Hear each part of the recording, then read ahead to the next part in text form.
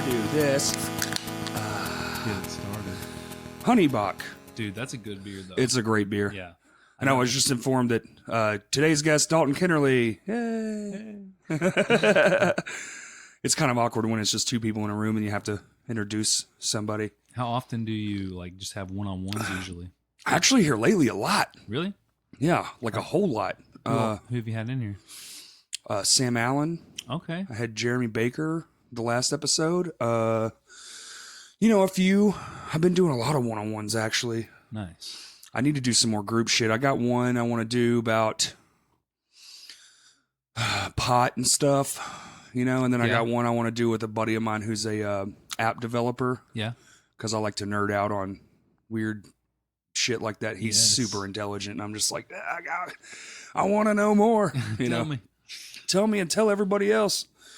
But so I originally asked you to be here because you came on, I think it was like day 3 of the Rebuild the Stage thing. Yeah. And we were working to put the last few pieces together. Yeah, it was pretty much just like a skeleton still when I got in there. And then, we were decking it. That's it. Yeah, that's what it was. Putting the plywood down. And you told me that you're in film school. Yep. And I was like, so you're in levels and in film school. That's 2 things. Yep. Let's get together and talk about that. So we can do it. I'm a massive film fan. Actually, I've been falling behind on here about trying to get more like movie reviews and stuff. I go to the movies every week. I just got done at the movies, actually. Did you? What'd you see? Yeah, I saw that scary movie Ma. Oh, how was it? To be honest, I heard. Yeah, I give it like maybe a 4. Oh no. Yeah, it's low, man. Out of 10. Yeah. Damn. Yeah. But I heard the actress did phenomenal. I heard it was basically everything else. Yeah, absolutely. Like the main girl on there, like the younger girl, she pretty much killed it. But some stuff was definitely cheesy, and they didn't spend a lot of the budget on the CGI stuff. Really? Yeah. Oh man, I kind of wanted to see it, but now I'm probably just going to be like, it'll be on Netflix someday. I would definitely not pay money to see it. Again. Really? Yeah. Damn. Yeah. Even though I really don't, I have this thing called AMC Movie List. Oh, yeah. It's $20 a month, and you can see 12 films a month. And the tickets go over if you don't use them? No. No? But it's 12 a month. I mean, one of them does it where you buy the tickets and then they roll over. That might be Movie Pass, but I think Movie Pass is defunct now. Oh, really? Yeah. Huh. I think the only one right now is AMC Movie List. It's a Cinemark thing, so it might be because it's not AMC Theater. Maybe. Yeah. Maybe if it's Cinemark, I need to switch because they have the better. At least here in Arkansas. I would say out of state, AMC is the shit. Yeah. But here, we have one, and it's... Yeah, there's not a lot. I see them all the time when we're out on the road. I see AMCs all over the place. Everywhere, except here. Yeah. We have one. Yeah. And it's probably the least one I've ever been in. Yeah. Because when I go to... My family's from Texas, so I go there all the fucking time. And that's their King Dingaling. They have a giant AMC there. It's where we always go. Yep. Is that the one? Is that the one out by Gas Monkey? I'm not sure. I haven't seen Gas Monkey, but it's the one that there's like a bowling alley right next door. Oh, okay. Texas is big. Yeah, it's big. Yeah, there's like 400 AMC movie theaters in Dallas. Yeah. Crazy. And we get one. Yeah, we get fucking one. Actually, there's one in Hot Springs, but I don't count that one because. Oh yeah. I mean, I love Hot Springs to death, but it's a little bitty rinky-dink thing, man. I'm not about that. I like the biggest screen I can get, guy. Yes. Yeah. If I'm going to the movies, I want to go to the fucking movies. Yes.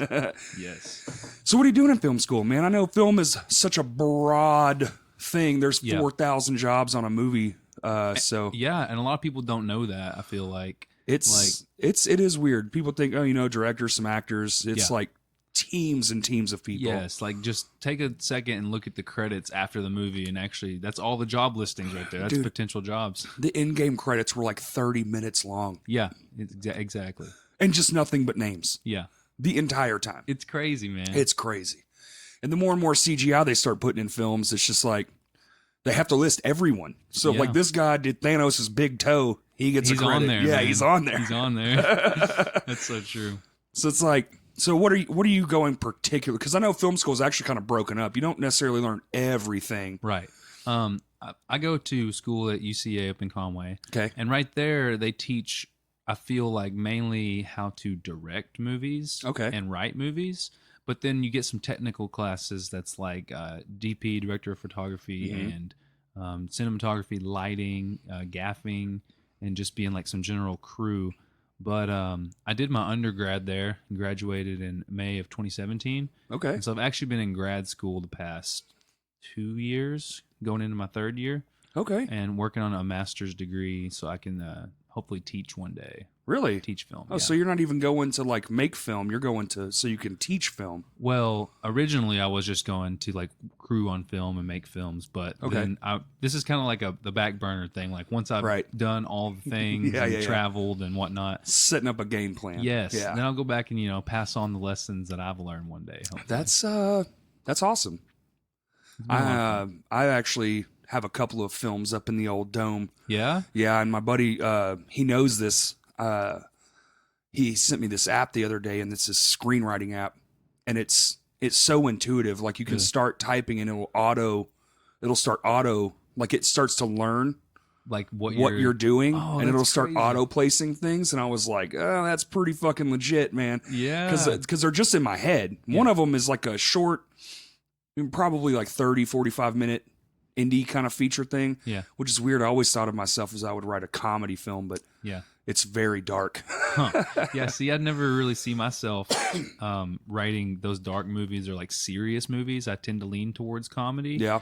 But the last thing that I've been working on is my thesis film. And actually Rob, our guitar player, friend Levels, he came up with the concept. And it's about a serial killer who paints his paintings with his victim's blood. Oh. So yeah, I'm kind of going that serious direction on this. That's cool. So we'll see how it goes. Yeah. So I know me and you probably know, but being like what I'm assuming is extremely small budget. You have access probably to the school gear, which helps. Yeah.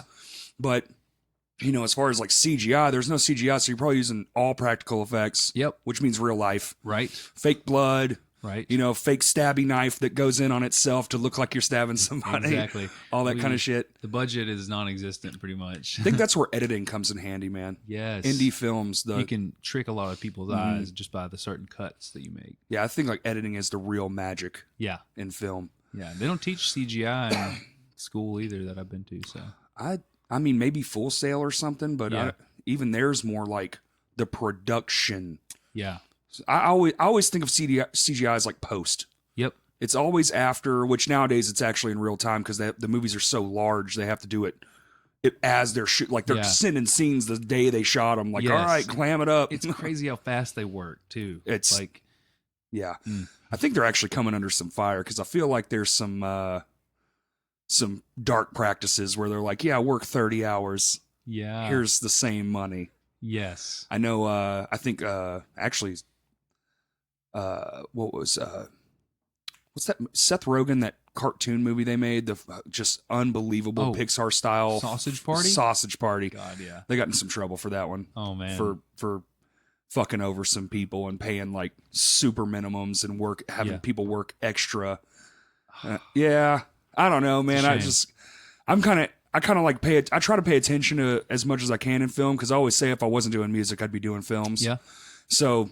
I'm just like but instead of going to school, I'm like a DIY guy. It's like I'll shoot everything on my iPhone until I figure out a way. Yes. Yeah. I'm lucky to get the gear from the school, man. I'd be shooting on my iPhone too. I've yet to buy a camera, so. What are you more attracted to? For me, it's cinematography, man. Like that's my jam. Framing a shot and making sure, like they call it a mark.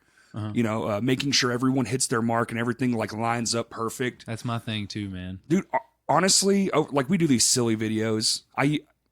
Whatever. We do these silly things, but I will more often than not be like, let's reshoot it. Like, I don't like the way it looks over the messed up dialogue. I'm such a fan of like a stickler for the film-esque approach. Like I even went and bought a gimbal for my phone. So it has a more smooth, buttery approach to what I'm trying to shoot. Even if you want it to look bad, you have to premeditate that. You have to plan for it to look bad. You got to make it look bad. You can't just do it. And with the slew of apps, like I just go to my phone. I had a Canon 5D Mark II. Yeah. And I was using that for the longest time. And I loved it. I mean, the full frame sensor for filming stuff was just like, I started out in photography and I realized I don't actually want to do that. Yeah. So I want to shoot film stuff, and started doing that, started doing these goofy videos with Justin, this Colt Magnum series we created where he's like an idiot cowboy.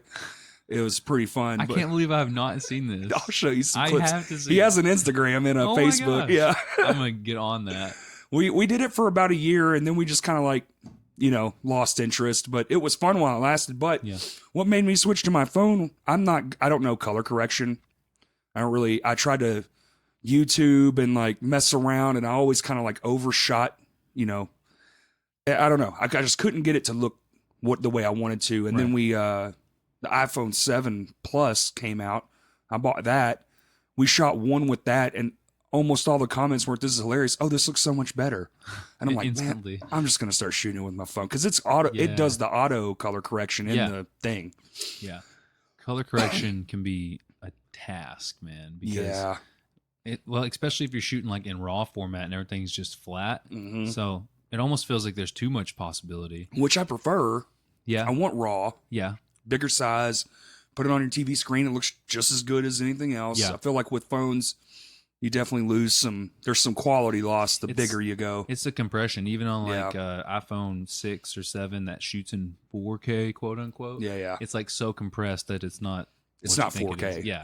It's compressed as fuck 4K. Yeah. For fuckery, maybe. Yeah, there you go. Yeah. It's like, it's 4K. It looks brilliant on my phone. But the second it's on anything else, you're like, what is this? This is not 4K. It's not 4K. There's too much digital artifacts. Yeah. The little square blocksing of the face and all that. Yeah.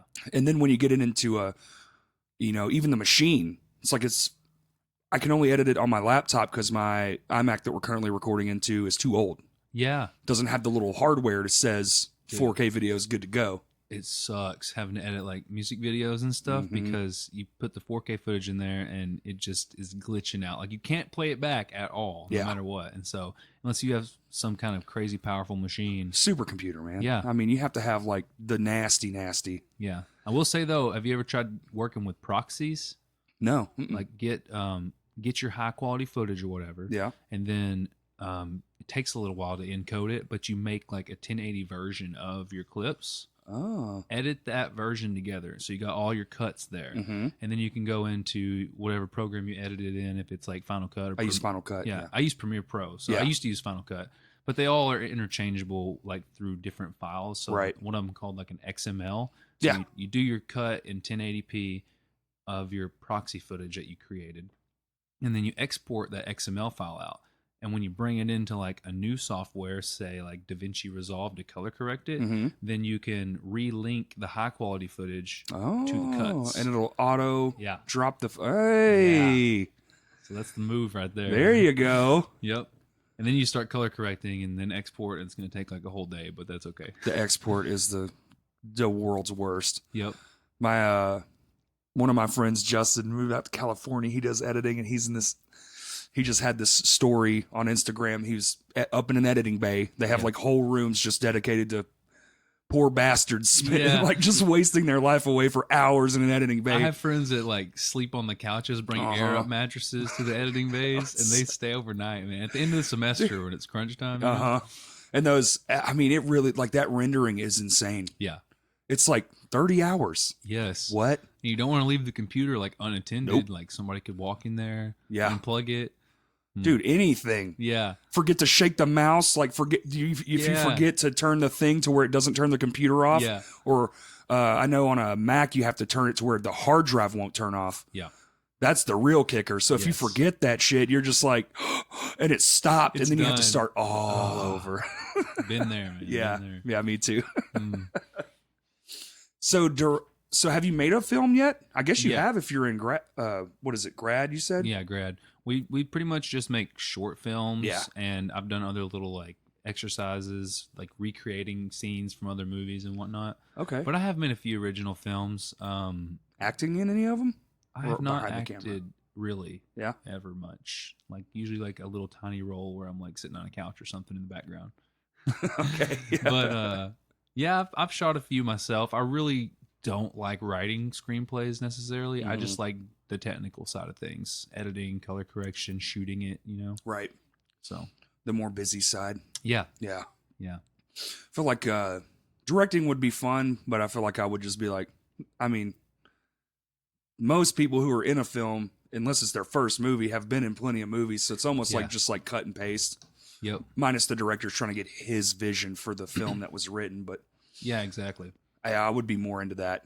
Like, I have a hard time like telling people what to do. Yeah. So kind of passive. Yeah. So it's really hard when I'm trying to portray this idea, and then I'm just wanting to be too nice. Like I don't want to tell them. You got to find the right ways to tell them. That's what they teach you a lot. It's like the different. Well, they say that, and then you hear stories of people making people retake shots like 100 times and screaming at them and trying to get them. Like if it's a mad moment, the actor won't get mad, and you have to piss them off, and then while they're pissed, you have to hope that they can deliver the scene at the same time while they're mad at you. Like it's a conundrum, man. It is a bit of a conundrum. Like I want to be nice, but you're kind of fucking up my shot. You know? You're being a dick, man. Yeah. Will you please, we're take 30 right now. Come on. Yeah, that's what it's gonna take. Yeah, and they keep all that stuff too. What? They backlog all the footage. Oh yeah. Like you don't just delete. You bounce down. Yeah. Store that one. Can you imagine getting a hold of all the hard drives from countless movies of just unused things? Oh my God, no. There's probably crazy amounts of data out there. One of the more memorable ones is that Suicide Squad, which was billed as a Joker villain movie, and then the Joker was in it 4 minutes. Yeah. Whatever you felt about his Joker, but he was saying afterwards that, because he's a method actor, so he stays in character, and he said there's so much unused footage that they could have made an entire film just of that. Oh my gosh. Yeah. They should. That's what I said. I was like, well, DC's so freaking fractured right now. Yeah. You might as well just crop some shit together and toss it out there. But instead I don't know, that Joaquin looks, did you see that trailer? Yes, I did. Yeah, I'm excited. Oh, man. Oh.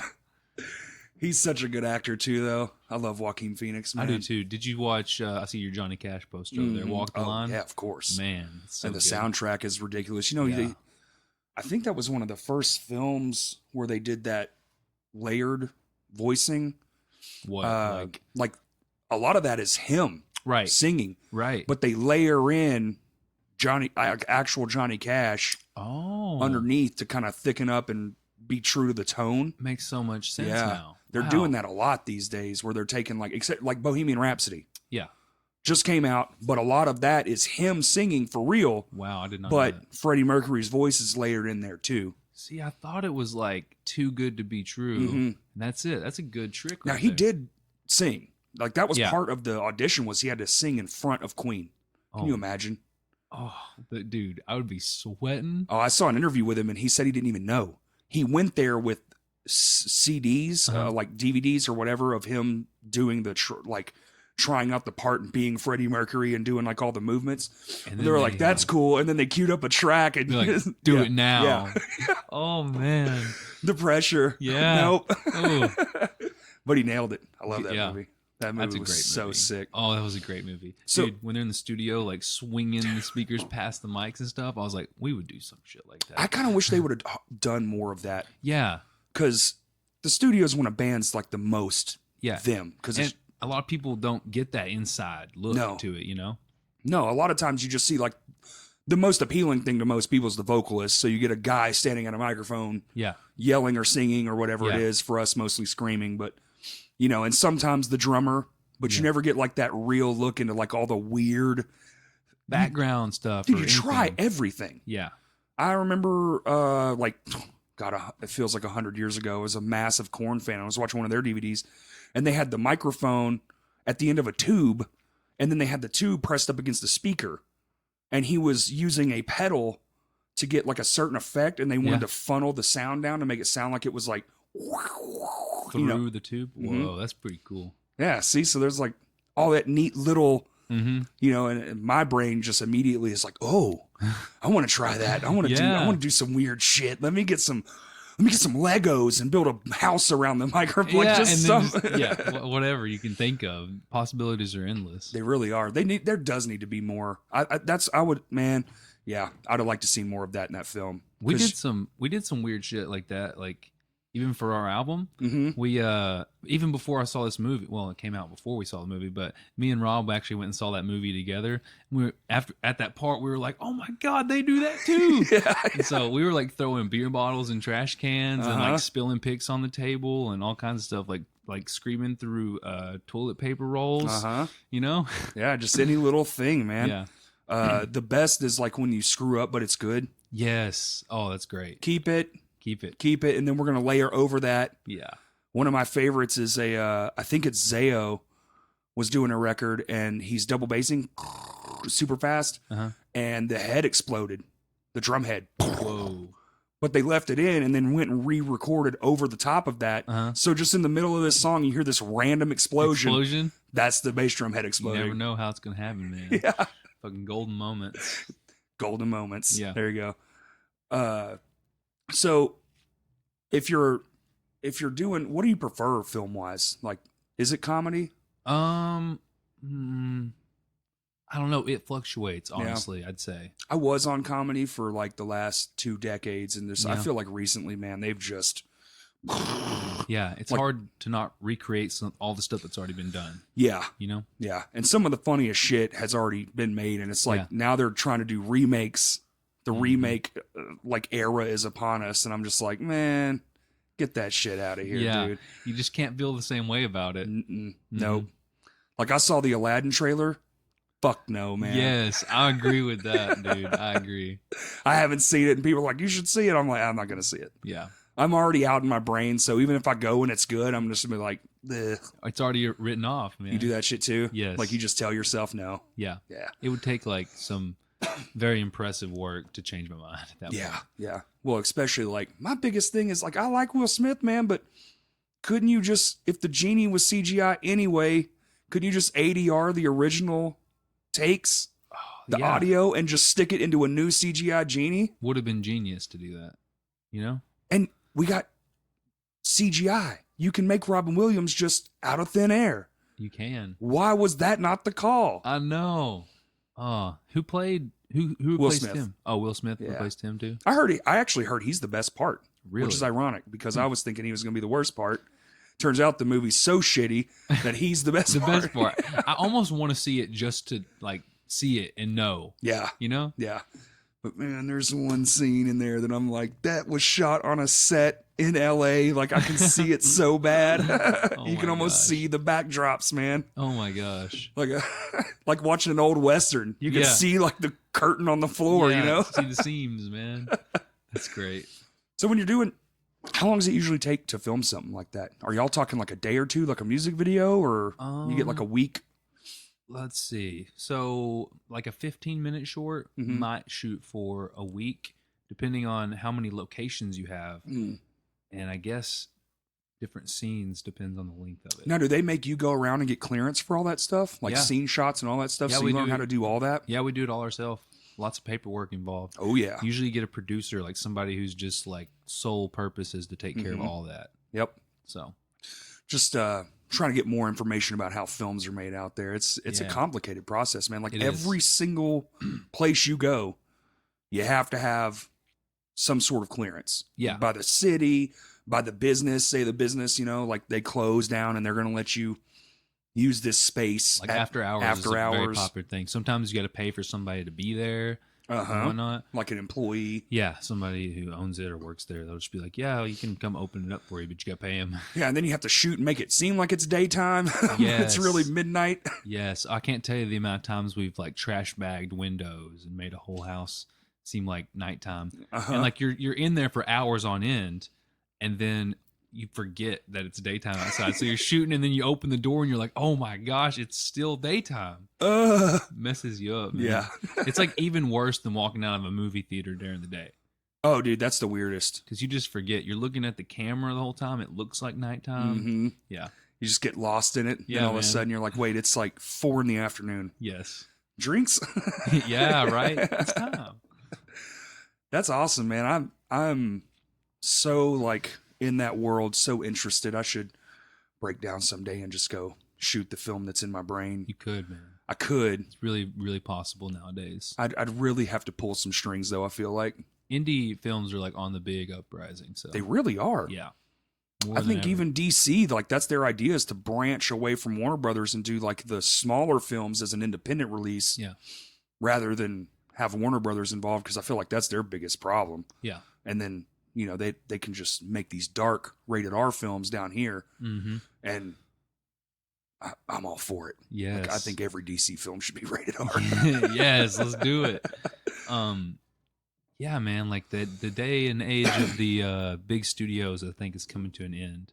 Yeah, it happened in music, and I think it's going to happen to film, regardless of how hard they try to bogart all the things. Yeah. Everything's just much more accessible. Man, with software, I mean, like Final Cut's $300. Mm-hmm. And it does everything. Yeah. There's not, I mean, you have to buy Motion, which is the compression and all that stuff, and you can add like digital effects, and it's like a side app. Yeah. Because they took it out to make the cost less. Yeah. But it's only like $50. Well, I'll tell you something. DaVinci Resolve is like an editing software made by Blackmagic cameras and Blackmagic Design or whatever. 100% free.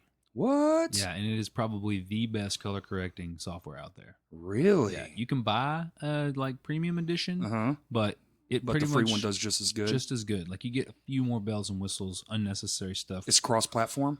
Yeah. Mac and PC. Yeah, I'm downloading that shit as soon as you leave. I swear to God, bro. I'm telling you, it changed your life. Okay. I need to get more into the color correcting anyway, man. I've really got to get my handle on that. It's great, and it comes with like a free big ass PDF like manual, or you can order one like the full guide for free. It's like from front to back. Will literally tell you everything you ever need to know. It's like a free course from them. Man, I'm about to deep dive. You just dude. You just planned out my next month. That's it. Where's Corey? He's on his computer. Yep. DaVinci Resolve. DaVinci Resolve. Hear that, people? I'm a believer in that. Okay. That's awesome. That's some of that free school knowledge. Yeah. That's where I learned it at, man. So what do you... Jesus, man. I've been coughing. I started smoking again. Oh, yeah? And it's been kind of, you know, of course, as it will fuck you up. Yeah. It's a bad habit. I hate it. As a smoker, I hate smoking. I feel that. It's actually in my 2-month plan to try to quit again. Okay. But I've been coughing a lot, so much so that people are noticing, so I'm sorry. Yeah, you're fine. I just got over like a sickness, so I've had this cough, and then when we went on our last little tour, I think everybody else got sick too, so it just like constantly gets bounced back and forth every time we get together. Dude, we went on tour in November, and I think I was the only one who was sick. Then Justin got sick. Then Cody got sick. It was like, it's amazing how fast. And that was just like 10 days. Yeah. It's just like one good night in the car with all that heavy sleep breathing. And you're just like, we're all fucked up now, baby. Like incubates in the vehicle, man. Then you got some sort of super flu. Every time a band dude on tours like, man, I can't tonight. We had to cancel the show. I'm like, oh, I get it. No, he's dying. Yeah. Yeah. I would have never understood till then. Like in the past, I would have been like, oh, don't be a baby. It'll be okay. No, it's super flu. It's the worst. Yeah. You feel the worst. Yeah. And no amount of medicine gets rid of it. Mm-mm. Just like sleep, hibernating inside like a sleeping bag, your body temp's like 100. Yeah, you gotta sweat it out, you man. You do, man. Oh, the horror stories. So we can get to levels. Okay.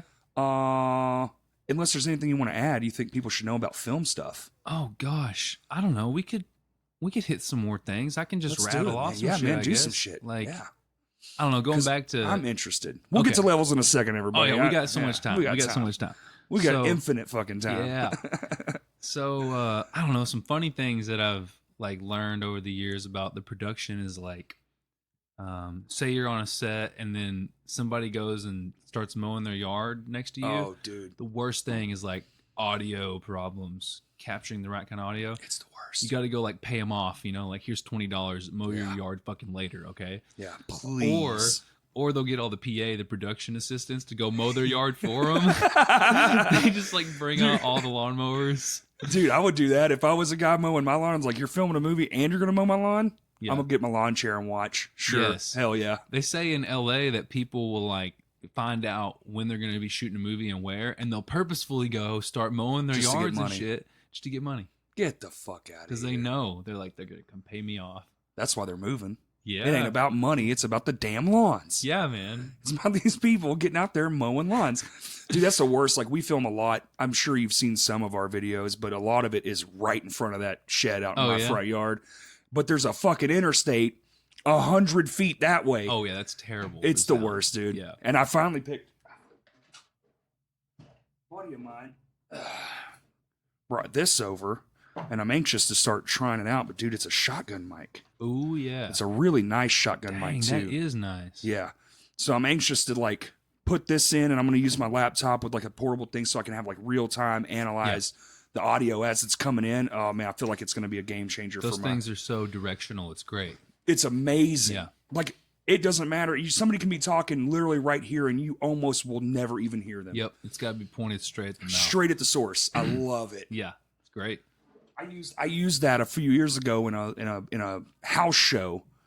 I had it attached to my 5D at the bottom, you know, because you can buy the clip that goes in the bottom of the camera. And dude, best sounding. Like, I was like, I'm taking this thing everywhere, man. Yes. He was like, oh, but can I? I was like, no, it's mine now. It's mine. It's not, but it is. Yeah. After it stays here long enough, it'll be yours. Yeah. I think what's Arkansas, like 90 days. Yeah, something like that. Man, I've acquired lots of gear that way. Man, I've acquired gear just because musicians don't remember shit. Yeah. They're just like, I've even called people and be like, yo, man, I still got your this, that, and the other. And they're like, oh, man, I thought I lost that. Right? No, it's been sitting in my house. Yeah. Yeah. I can tell them I have something of theirs and they just still don't come get it. No. Like, when are you ever going to come get this? They're lazy people. Yeah. We're lazy people. We can be very. Can be.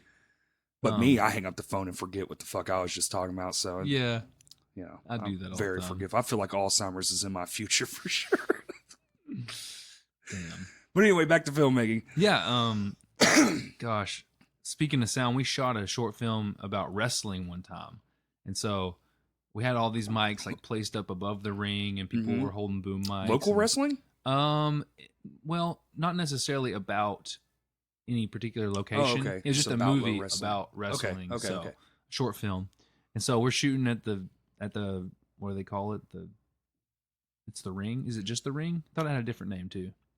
The ring? Just the ring, like the wrestling ring? Yeah, the ring. Yeah, I guess so. I thought they called it something else, like, you know, the baseball diamond or like the wrestling. They have the octagon for the MMA. Maybe that's what I'm thinking of. Yeah, maybe. Octagon. I think it's just the ring. Anyways, it's loud as fuck when you land on it, right? Oh, yeah. It's like slap. Set up. Yeah, it's set up to make a loud sound, right? Yeah. And so you're in there and people are having their dialogue and yelling and stuff. And then you just get this huge, like, when they hit the ground. So no way around that. Getting the audio clean. ADR. Got to go back. Yep. That is it. Yeah, ADR. A lot of people don't know about that either, I feel like. I'm trying to remember what it stands for. Is it audio digital replacement? I can't remember. Hey, we got a Googler right here. Go. Let's go for it. Oh, there we go. Well, shit. Look at how many people want to know. Alternative dispute resolution. That does not be right. That is not it. That's a litigation term. Oh, that's why it said in film. Oh. There's ADR and all kinds of stuff. Dude, there really is in film. All right, let's be more specific. Automatic. Oh, dialogue replacement. Yeah. Okay. Automatic dialogue replacement. Yeah, so basically when everything's all stupid, you go back and re-record everything. Yeah. Yeah. Get the actors in there, like, watch the video, and they have to try to match their lips and all that. Can you imagine? The literal screenshot, the thumbnail is of Anchorman. Yeah. So clearly on Anchorman, they had some sort of weird dialogue issue, and he had to go back and, like, whatever scene. Crazy clean, yep. Dang. That's a tedious process. Yeah, I would hate that. Yeah. Especially the audio engineer. Yeah. Like, nope, cut. Nope, try it again. Nope, go back. Nope, cut. Oh my God. Yeah, I don't think it's any. I've never had to do ADR personally. Usually, like, gets outsourced to somebody else. I've just never taken it on. Yeah. But I imagine it's like way worse than recording music. Oh, dude. Well, at least in music, it's like you're so close. It's this one note. Let's just wave over this one note and it's not retake like you can it. Chop in like word by word. Right. Because in spoken audio, it doesn't work that way. It'd be like Siri. Uh-huh. Yep. You can hear the weird clippy different tones because the room sound changes minute to minute. Yep. Speaking of which, that's why they have like, it seems quiet, but what they really do is they take what's called a room capture. They do everyone room has tone. to be, Yeah. And everyone has to be quiet. And then they set that room tone over the entire thing. Yeah. And then they slightly adjust it over to where it cancels itself out. And then boom. Yeah. Quiet audio. Yes. No room crazy. noise. Isn't it? Yes. And then it's so funny, like whenever they're doing room tone and like you have 50 people in a room. Somebody fucking farts or something. Yeah. Gotta start over. Or you're in there and everybody's just staring. Just dead quiet. Just 30 seconds. A whole set full of people just. Moment of silence, man. Don't breathe too heavy. Yeah. Clark, get the fuck out of here. Yeah. Clark just climbed the stairs. He's breathing too loud. Yeah. Mouth breathing. That's great. Reminds me of that Adam Sandler joke. Oh, Wheezy, why'd you take I don't know if I've seen that. Oh, this is not seen. This is way back. This is a comedy skit? A comedy album. Oh my gosh. Yeah, I have not heard that. Yeah, I'm that old. Oh, when albums were a thing. I listened to a few of those. I just never heard the Adam Sandler one. Oh, dude, Adam Sandler's first stuff, you wouldn't believe, man. He's so filthy. Oh. Did you see his new one on Netflix? It's like the documentary kind of stuff. It's like super choppy. Yeah. So he did it in like 41 different places he filmed them on. Right. Just trim, like even jokes will switch between venues. Wow. Boop, boop, boop, boop, boop. Even the audio changes. It's so strange. Dang.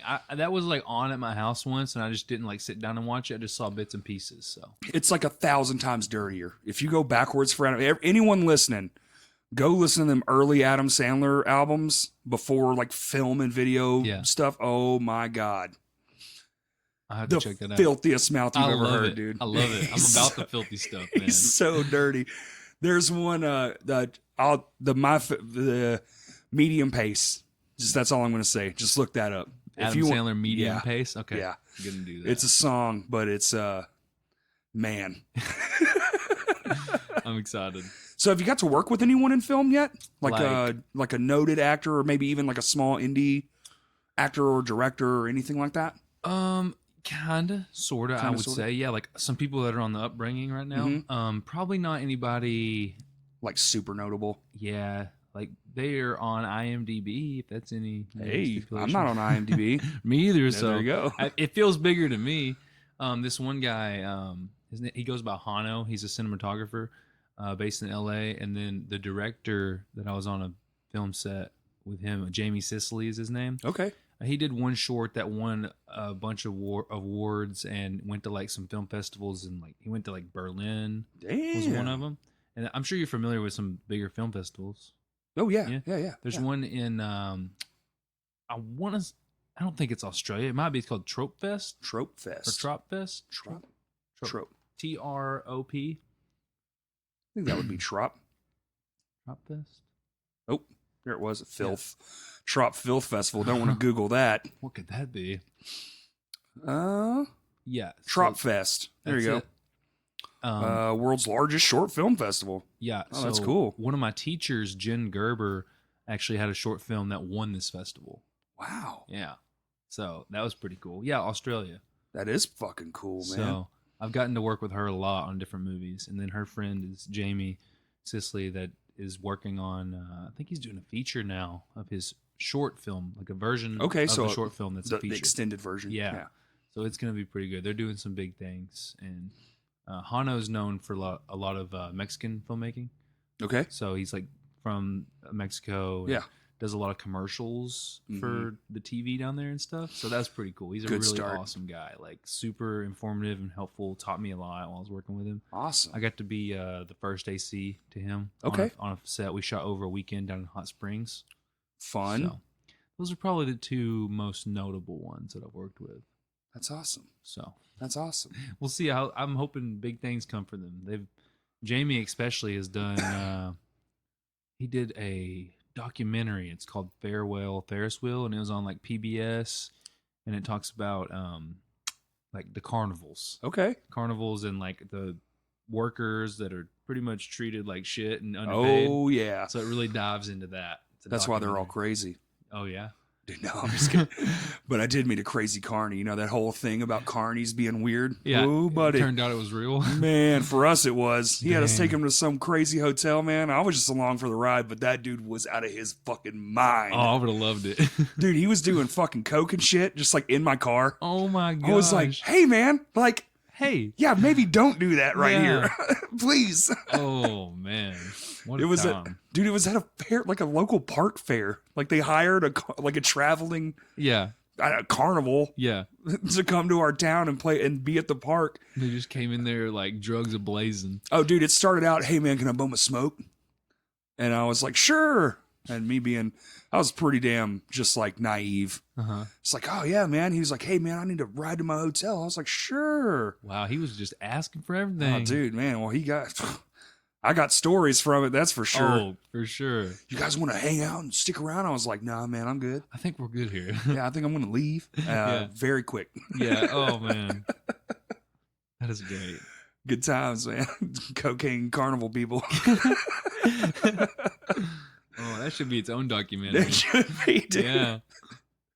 Talk about a horror film. Oh, yeah. There you go. You pick this guy fucking, oh, yeah, man. It starts out all innocent, and then before you know it, he's fucking doing cocaine off your severed arm. Ooh. Right in front of you. This is the movie. We got to write this. See, there you go. See, we're already just get the fucking juices flowing. Just put it down, get it out. Put it in that automatic app that does there it you for go. you and just like hit whatever you hit enter. Just hold it down and just see what happens. Interior, arm severed, cocaine. Carnival, carnies. Probably just be like Clowns from Outer Space, really. It would take that turn. Yeah. This started out as a violent horror film, turned into a sci-fi clown movie. Yes. Yeah. Yes. Perfect. Love it. No, mine's actually really sad, man. Mine's like a drama, I guess you'd call it. Not even a dramedy, just straight up sad. Yeah. Yeah. It's about I wrote it in my brain like let's see. I'm trying to remember what fucking year it was, man. It's over a decade ago. Dang. So a friend of mine killed himself, and I was like feeling some type of way about it. So I guess instead of writing a song, I was like, I'm gonna write a film about like leading up to this point. That is cool. And it's like all those things. Ooh, I bet that's deep. It's super deep. Actually, I want to give away the title, but I probably shouldn't. But I will. Okay. His name was Kurt, C-U-R-T. So to me, like him, especially back then, I was like, man, you didn't have to do that, you know. And the way he did it's real fucked up. It's like super, super dark. Like all he had to do was stand up and he probably wouldn't have died. Yeah. So he was like super lost, you know, just off in a bad place. So I came up with it's called an acronym, Conjuring Up Ridiculous Things. Ooh. And that was going to be the name of the film. It's just like a 30-minute short. Oh, that's genius, man. Yeah. I want to get in on that. But it's like his name. So like that's the ode to him. And it's skewed because at the end of the film, there's like a twist. There's like a skew to the film that kind of deviates from like what his life was like. Because I mean, we were pretty much best friends, man. Yeah. And then he moved off to Seattle and just didn't make it. Wow. Yeah.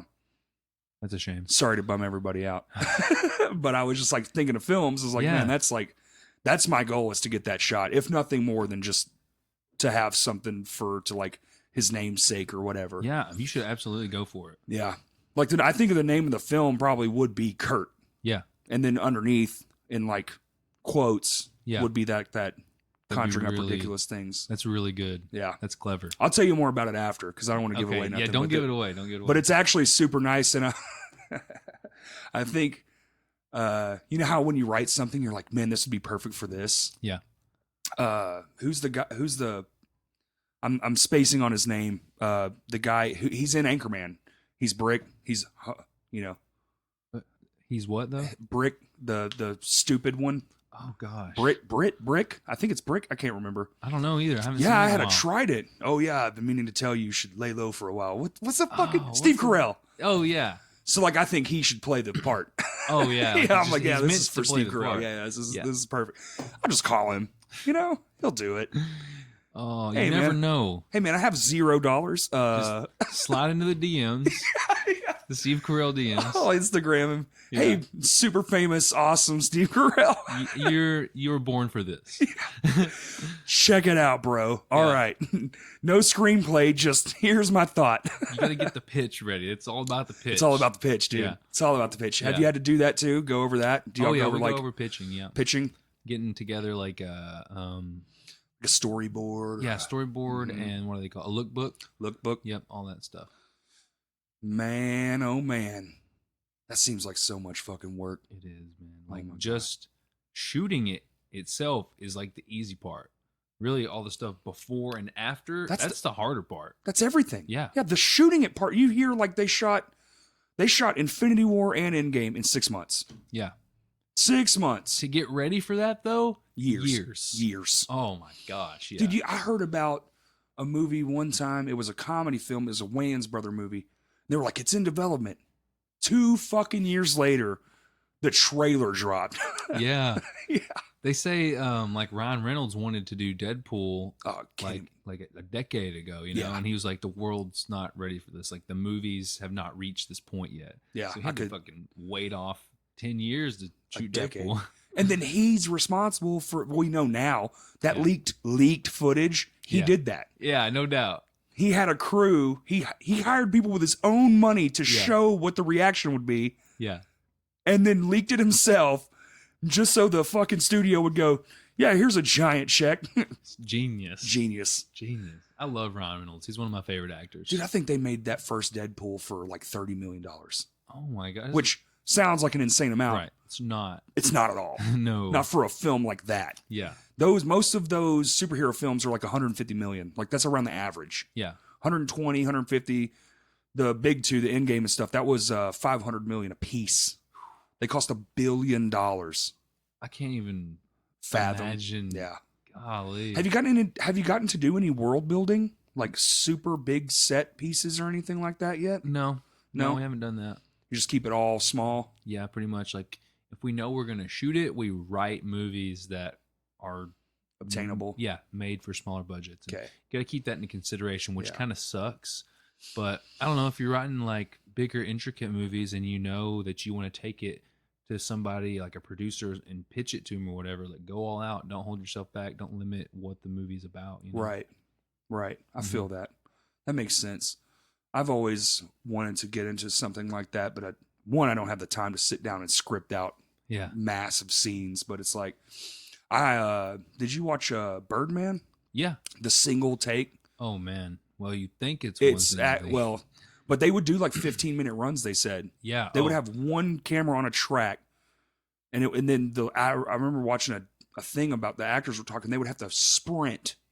They would get done with their dialogue, sprint to the next mark, and be ready in character for the next set of lines as the camera was coming down the hallway or whatever. That movie is insane. God, just the fact that they actually accomplished it. And there's only one cut, and it's when the camera goes up to the night sky. Yeah. And you can see the cut when it pulls back down. That's it. That's the only visible cut. It's the only visible cut in the entire like trajectory of the camera. Yeah. Man. You gotta be in a special mood to watch that movie. Like you really don't need to be sleepy. Nope. Because it's a slow burn. Yeah. The ending is wild. Yeah. The ending is so ridiculous. Yeah. It's worth it though. Like the build up and Edward Norton is ridiculous as always. Emma Stone, fantastic. Yeah. I think it might be her best role, really. Dude, really, honestly. She slays that part. I was like, more of this. Yeah. More of this. Stay out of Spider-Man. Yeah, dude. Fuck those movies, man. You're good at this. Yeah. Dude, I could nerd out. I could seriously talk for hours about films and filmmaking. And like, did you see Whiplash? The crazy drummer one with Oh no, I know exactly what you're talking about though. It's got the guy from Allstate in it. Yeah. That's all I know him as.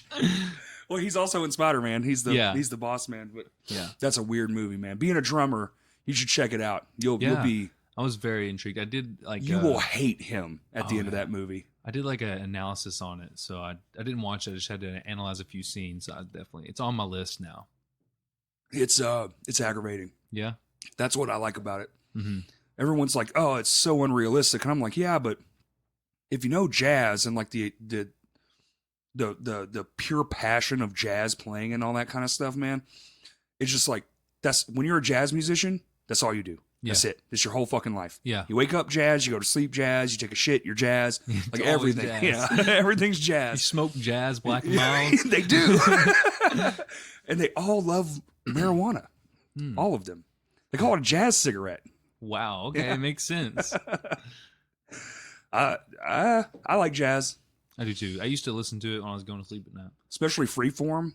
I think Jared Ives actually does some freeform jazz stuff. Oh, okay. He's such an incredible drummer. Isn't he, though? Oh, my God. Doesn't he just piss you off? Yeah. Jared, you make me sick if you're listening. He might be, so. Yeah. Damn you, Jared, and your awesomeness and your 500 bands and everything you do is good. Even his beatboxing is better at drumming than I am. Okay, yeah. Let's just talk about how great the beatboxing is.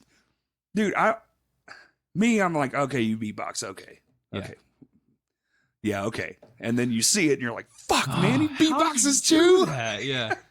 He's got drums inside of him. He has like 9 sets of vocal cords. Yeah, he can just fucking make 9 different beats at once. Dude, that was, he's insane. Yeah. Agreed. That man is too fucking talented. Agreed. Jared, move. Go get huge. Do it. Actually, I think he's moving to Fayetteville. Really? Yeah. I think Fayetteville or Rogers or something like, so northern Arkansas. It's blowing up there. Yeah. Where are you from? I'm originally from Malvern. Okay. But even diving in smaller is Magnet Cove, where I went to school at. Oh, yeah. Yeah. So, but I grew up, going to Hot Springs all the time. Okay.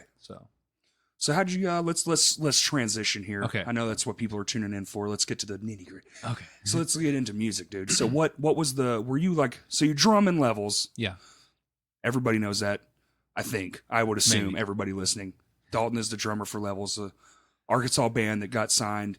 They're out there touring. They're making records. They're doing all kinds of cool shit. We'll get to that part, but I want to know what was the start? Were you a pots and pans baby, or were you a first time show, man, I want to do that forever? Well, okay. I guess what got me started in music was my best friend Tucker got a mohawk, and I was like, dude, you look like you should be in a band. And he said, well, let's be in a band. Okay. So probably like 7th grade, right? Yeah. Way long ago. And so we started a little band. I was supposed to play guitar. Okay. My little brother got a drum set for Christmas when I got a guitar for Christmas, like a first act in the box drum set. Yeah, baby. Never set it up. So like shortly after that, I just pulled it out one day and started messing around on it. And then it just kind of clicked with me. So started playing drums in like 2008, and we played our first show, Valentine's Day Dance, in middle school. Ah, yeah. Yep. Hey, my first show was high school talent show. Wow. Yep. Yeah, the school, man. It all starts in school. If you're lucky. Yeah. Sometimes people get it afterwards, man, but starting in school, there's something uniquely special. You got a lot more free time. Free time and promotion value. Yes. Holy shit. Yeah, well, not when you go to school. Like, my graduating class was 46, so. Oh, well, mine was like 500. Yeah. You got the upper hand there, man. A little different. Dude, all you had to do was post like 10 flyers. Yeah. Yeah. Solid. Dude, we're coming. We ain't got nothing shit else to do, man. The internet doesn't exist yet. Exactly. I'm that old. That's great, man. Like, YouTube had just come on the scene in like senior high. And it was garbage. Yeah, and I did not understand it at the time. Dude, no. So no. That's one of those, go over to your friend's house. You see that thing on YouTube? First off, what's YouTube? Yeah. Secondly, why is it taking so long? Well, good to load up. Yeah. Dial up, right? So anyway, middle school. Yeah. Which, that's a pretty good start. I actually didn't get my start till like junior high. Really? Yeah. 9th grade. Okay. I was like right behind you then because everything really picked up in 8th grade. And then, I mean, I went through like several bands that recorded and whatnot, and finally started writing original music and played shows. And first real band, what was it? First real band? Like band that like did the thing, like shows on your own. Yeah. No covers, original content. Yeah, my first band, like first big show, quote unquote, we ever got was probably Viridium. Oh, back in the day. Okay. Yeah, and we like our first legit show was at Soundstage in Conway. Hell yeah, that's where I met my wife, man. Oh no way. Yeah, that is. So I have an awesome. Affinity for Soundstage. It's not there anymore, but right. The building's there. You just look at it. It's a boutique and, now. It's weird. Reimagine. Yeah. You know? Hey, there used to be a wall here, and it looked like shit, stunk a lot. Like a puddle in the back. That fucking puddle. It's always there, man. The turned off arcade machines, like none of them fucking work. They're just in there. More people probably would have came out to shows there if they had the arcade machine. I'm telling you. Yeah. I'm telling you. So, but that was the first band I ever played a show with a bigger touring band too. Okay. It was Molotov Solution and Fit for an Autopsy at Downtown Music Hall. Interesting. Yep, that was my first like national touring act show to ever play. Fit for an Autopsy. That sounds so familiar. Were they like metal? Yeah. Yeah. Okay. Like blast beat and double bass. Okay. I want to say that's Will Putney's band. I might have been at that show, man. Dude that runs the machine shop. I used to, yeah. I used to go to downtown like it was church. Same. Whenever I got in late though, and I'm so sad. Like, I got into it when it was already like the adjacent. Right. Yeah. Yeah. I got into it when it was like one chamber there. Yeah. Yeah. I wish like just started. It was the building beside it, and the stage was in the fucking back. The back. Yeah. Yep. Played my lowest attendance show there. Yeah. Yeah. One. Oh wow. Okay. I've done that, man. I played to like the bartender before. We all have, man. Yeah. Yeah. You're lucky if you're like, man, thank God all our girlfriends came. Right. There'd be no one fucking here. Yeah. Even with levels, like on our very first tour ever in 2016, the highest paying show we had was $200 guarantee. We had a bar tab. It was at this place called Toads in Utah. Did you drink your guarantee? Oh, for sure. No. We got $200 plus bar tab. Plus a bar tab. Right? Damn. This was the highest paying one of the whole tour, and we played to like the bartender that was there. Shit. It was nuts. Toads in Utah, and yeah. They still paid you? Oh yeah. Fantastic. That's a perfect night. Yeah, it is. Wait, I don't have to talk to anyone after this, and I get free booze. You're like, and you're gonna pay me? Like, I'm already here. I might as well do it. I might as well play. We're in a hotel tonight, boys. Yeah. No stinky feet. Though. No, of course not. Save that money. Yeah. Because the guarantee the next night's not going to be $200. No. It's $0. Yeah. It's a door deal, and if the same amount of people show up, we make $0. Right. Yeah. Right. Man, those early tours are just, aren't they something? Yep. Special place in my heart. Yeah, dude. I mean, they really are where you learn it all. Yeah. You go from sort of a decent local band to fucking seasoned professionals. Yeah. That's what I tell everyone. They're like, how do I get better? It's like, leave. That's it. Bro, it's so true. You want to know what shit feels like to feel like shit?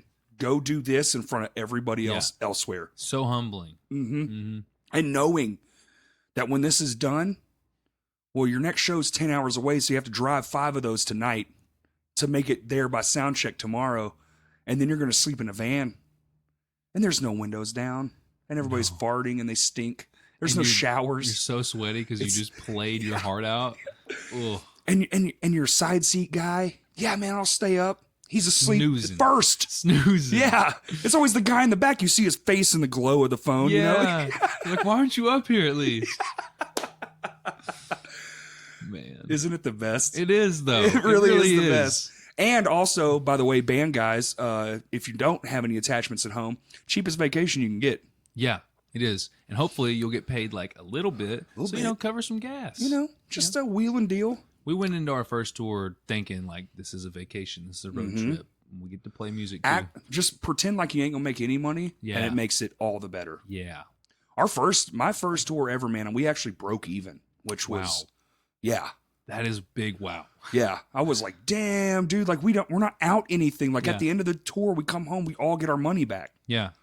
Dang, that's freaking awesome. Yeah, it was pretty awesome. Yeah. But the times you get to have, man, are just it's forever. Yeah, it's priceless, forever. Yeah. Honestly. There really is not an amount of money that it's not worth. Mm-hmm. Like I would spend $10,000 a year just to be able to do that for a week. Absolutely. It's like, absolutely. Like that's better than fucking Disneyland to me. That is Disneyland to me. Yes. In a van, stinky dudes, music. I'm all in. I'm in it, man. Yeah. Oh man. So you're playing on a local band, you're doing shows, you're coming up through the ranks, doing all, as a local musician would do. Yeah. Let's get some history about us. So you did Viridium, then what?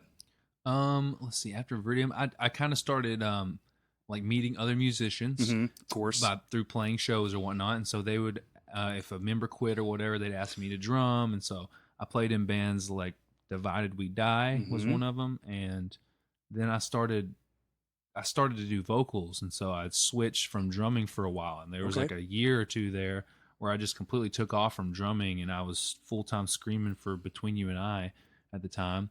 And I got back into drumming whenever I guess I played a show with Rob back in Viridium at Rev Room, and he had just won this contest to play on stage with All That Remains for a show at the old Juanitas. Oh yeah, dude. This was a long time ago. Yeah, and so I was like, oh, this guy's such a good guitar player. I got to be in a band with him. Yeah, please. So I just thought about all the best musicians I could think of, and kind of like wanted to bring them all into one band. Yep. And so, yeah, super band. We call that a super band. Group, man. Yeah, super group. And so, I picked like Jagger, played in Our Friends Fall Silent, and Achaia.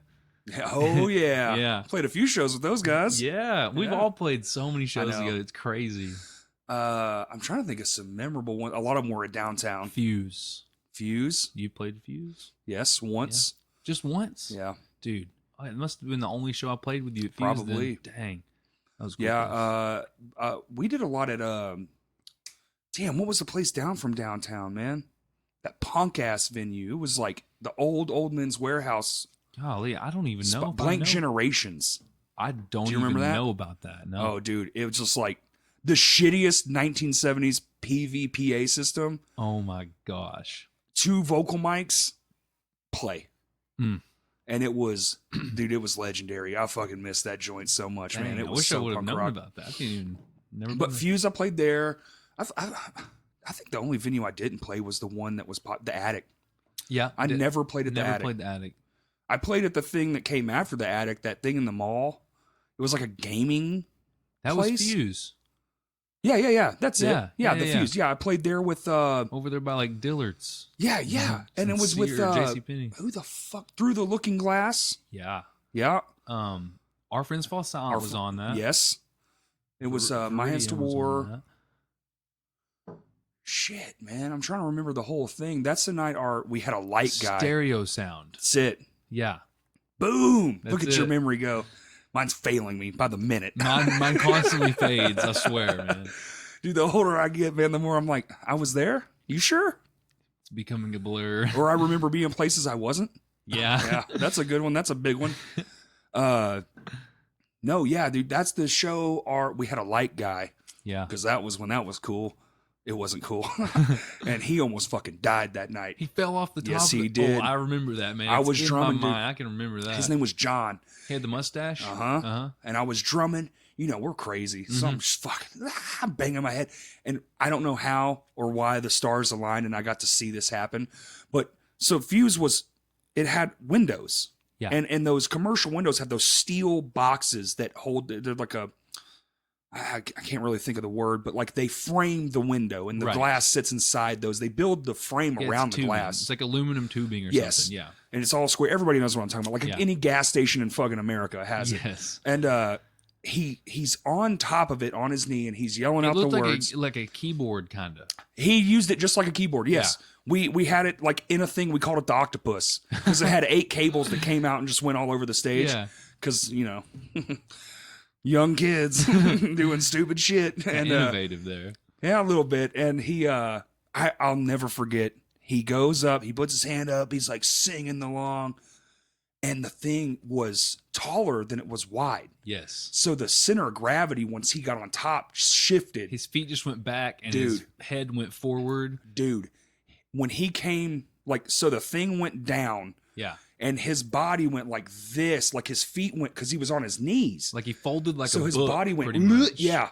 And his head, I swear to God, dude, the fact that didn't die, I watched it just like a slow motion bullet cutting a hair in half. Just, and I was like, oh my God. And I keep playing him. And then I look over at him and he's trying to pick up the shit. I'm like, play one hand, I tap him on the shoulder, like, are you okay?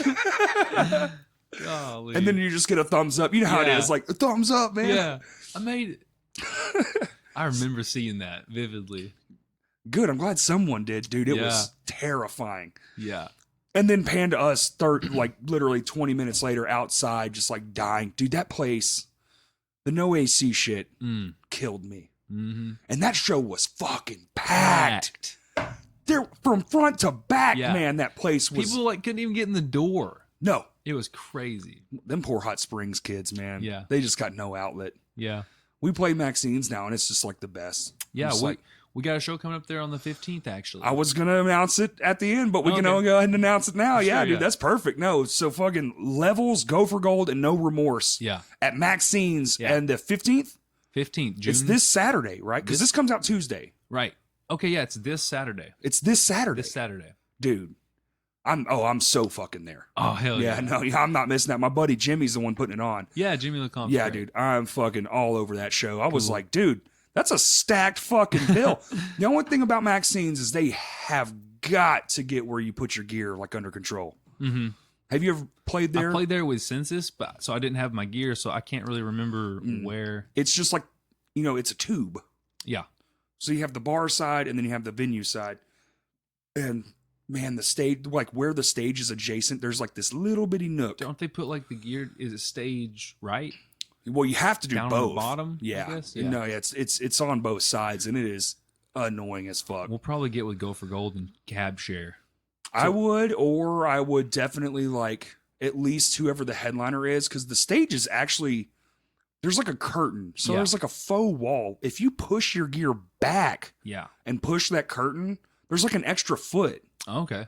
So you can actually backline pretty decently, so long as the other acts are the only ones stacking. So like headliners backlined, everyone else is festival style. They're just coming off and on. Yeah. Like don't backline the whole show, just the headlining act. That's probably what we'll do, because with it being 3 bands and us, if we cab share, that should be no big deal. No big deal at all, man. And they're like, and this sound guy's pretty cool. The only problem with them is like, it's a small venue, shallow. It's kind of hard to get the mix straight, so like the stage volume is kind of low. Yeah, but other than that, they got some pretty thumping sound though. Like it punches at least. They might. I think they have EVs in there. Yeah, Electro Voice. Yeah, and that's top notch shit. Made right here in Arkansas. Hey, I didn't know that. Yes, sir. Wow, that's cool. Mm-hmm. Yeah. That's why old Juanita's everything was Electro Voice. A lot of the production companies around here, they all use Electro Voice. Yeah. Yeah, because you can just drive right down the fucking street, man. I did not know that. Yeah, it's in like Montgomery or Monticello or some shit like that. It's in one of the M towns. Okay. But it makes me want to definitely go buy some. Doesn't it? Right? It's like support. Yeah. Yeah.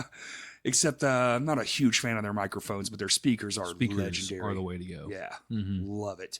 So anyway, now that we've deviated, I'm doing so much on here. So how do we get to Levels? So you started, you were like, I'm going to make this super group. Yeah.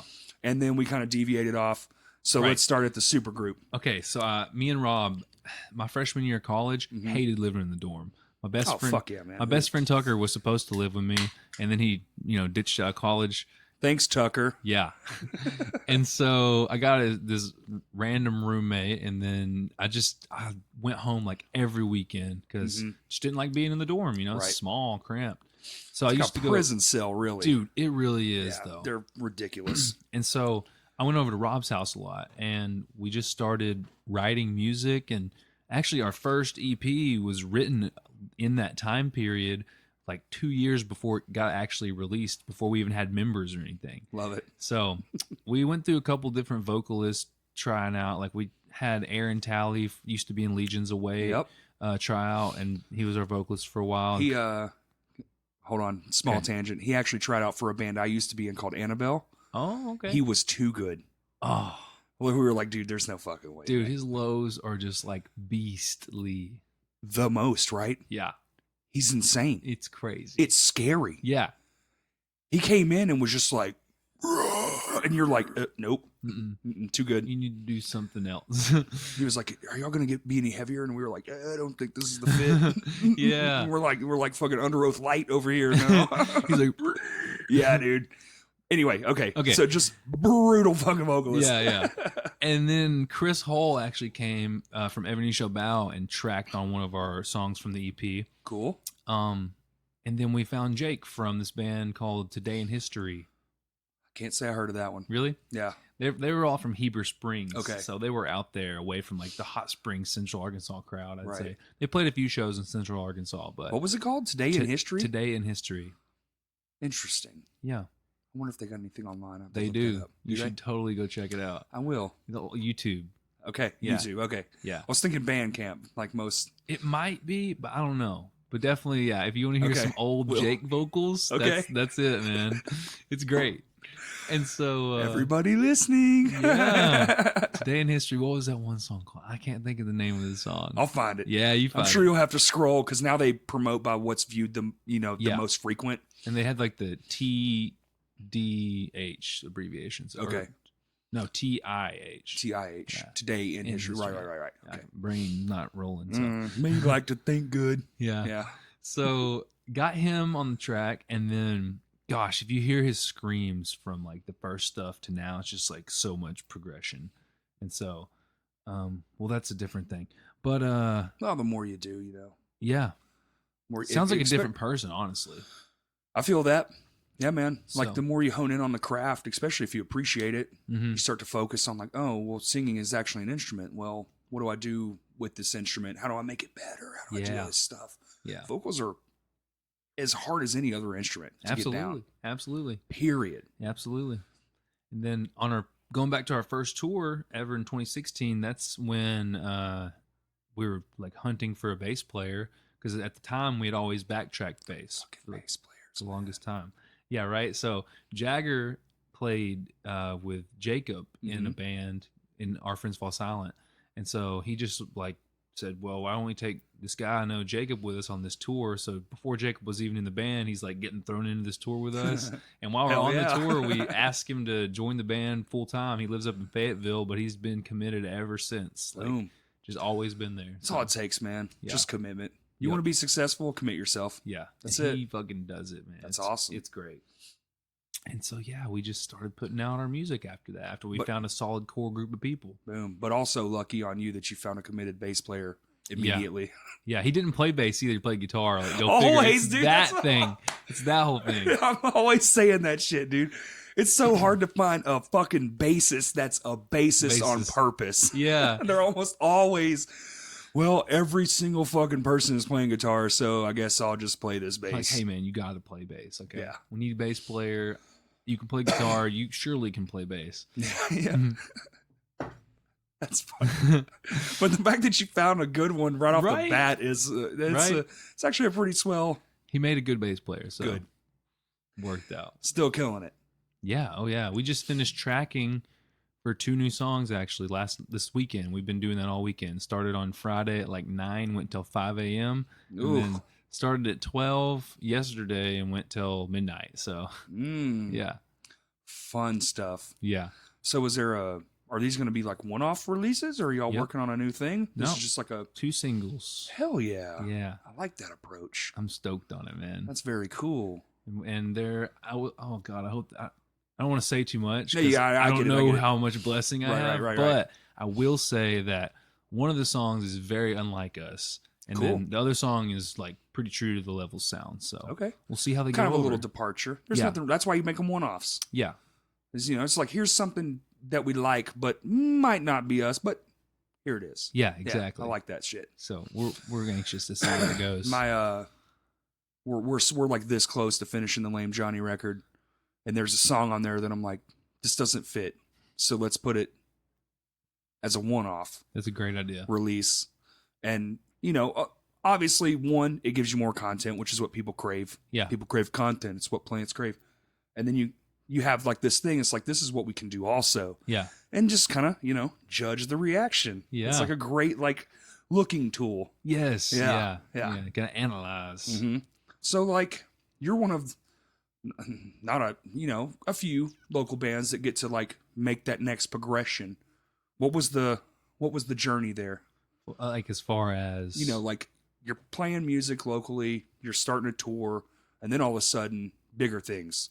Okay, yeah. Like, was this just like an A&R guy was just at this random show? Because you hear about that shit all the time, right?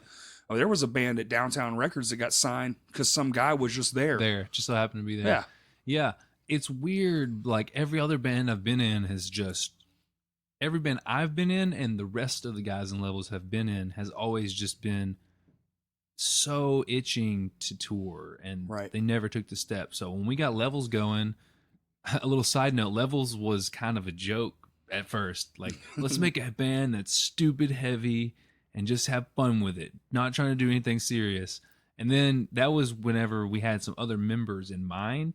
But then when I got with Rob and we started finding more people, it became serious, and we're like, okay, maybe we will actually do something with this. There you go. And so we immediately all got together and we're like, we want to tour. We wanted to tour for so long, so let's just fucking do it. Yep. So we just went off on 2016 and made so many connections. Yeah. And I feel like that kickstarted something for us. We're like, this is how you get shit done. Yeah. Just go out there and do it. You don't just sit around and wait on something to happen. It is. Well, it ain't going to happen to you. It's so rare. That's the rarest. Like, you guys being signed is rare. Having it happen to you by just being the favorite local band is the most rare shit ever. Rare. Yeah. You cannot, unless you like speak it into existence and make it known, that you got to make it known what you want, or else nobody's going to know what you want. Right. So we just started thinking of ways we could catch attention and whatnot, and we wanted to start working with other people in the industry instead of keeping it all local to Arkansas. Like, we love working with people in Arkansas, and we have, you know, handfuls of people that we always go to for certain things, like drum tracking, vocal editing, vocal tracking, stuff like that. And but you know, we outsource a lot. Like, find somebody who produced a band we really like, or hit them up, a new single that sounds really good. And so we've, you know, worked with people in Texas and New York and LA, and through that, getting a better polished product that sounds similar to another big band. Like, I think Slip, honestly, is the reason we got signed. Really? Because when we put that song out, one of the A&R reps for Famine told us, like, hey, I've heard this song and saw it on YouTube and wanted to hit you guys up. So that's what landed us the record deal. Was that one single. How about that? Yeah. You just never know when the time will come. You just don't, man. Yeah. You really just fucking don't. Unless it's like put together. You know, A&R reps will sometimes just, hey, I know these 8 talented people. Hey, guys, start a band. Right. Wasn't it like Woe Is Me like that or something? Or man, I don't know, but I do know man, what's that fucking Brendan Urie's band was like that. Oh, wow, really? Yeah. Panic Pete Wentz. Oh. Yeah. Pete Wentz like set that whole fucking thing up. Wow. That was one of those just like, I know these people, they can do this thing. I want a band that I can, you know, I feel like kind of like control a little. Build a band workshop. Build a band workshop. That's a great way to fucking put it. Yeah. And, but, you know, it's whatever, man. That shit happens all the time. Fucking people come out and you're just like, oh, that's clearly a record company's like, here you go. Yeah. You know, but it is still just random. Like, being talented enough to even know an A&R guy, and then get your foot in that door and get in a made band. Still, you had to work up to that point. Incredibly challenging as an individual. Yeah. Not, you know, 20 years of fucking guitar lessons or talent, you know, like playing all the shows in front of no one to get in front of someone. Yeah. Yeah. Even if you're in like a shitty band and then somebody comes to your show like an A&R rep, they're like, this guy doesn't belong in this band. Right. That could make all the difference in the world. Like, maybe that's not the band that you take off with, but you, as an individual musician, should always do your best and be your best, because you never know who's watching, and maybe somebody could pick you up, or even they might just pluck you out of that band. Exactly. Yeah. Exactly. Like, well, you guys are looking for this drummer. I saw this band 3 weeks ago that's a local here in Pittsburgh. Yeah. You got to fucking see this guy. And then he's out there fucking, and then they go, hey, man, how about you don't want to do this bullshit and come over here with us? It is, exactly. And be in this, you know, lucrative thing, which, you know, that's debatable too. You got to put in, there's a lot more work after that contract signed. Yes, absolutely. So what's it been like since, man? Well, I'm sure a lot of, like, you know, other bands would want to know that, because there's a lot of work. Yeah. It's not all fucking rainbows and unicorns once you sign that contract. It's not all just like, woohoo!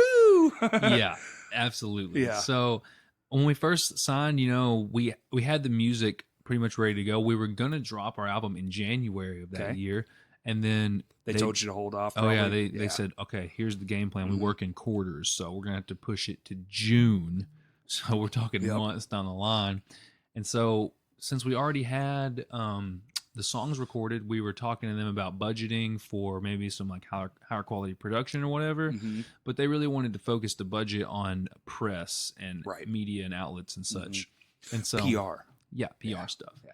And so we self-produced, with the exception of Nathan Close doing some of the vocal doing all the vocal production. Okay. So like editing and like mixing the vocals too. Right. Getting them to sit properly. Yeah, and then he just sent them to me, and I popped them into my instrumental mix. And then we had the whole thing mastered by Joey Sturgis to kind of give it that professional polish, you know? Yeah. And that guy created fucking polish, man. Oh yeah, he did. Yeah, he did.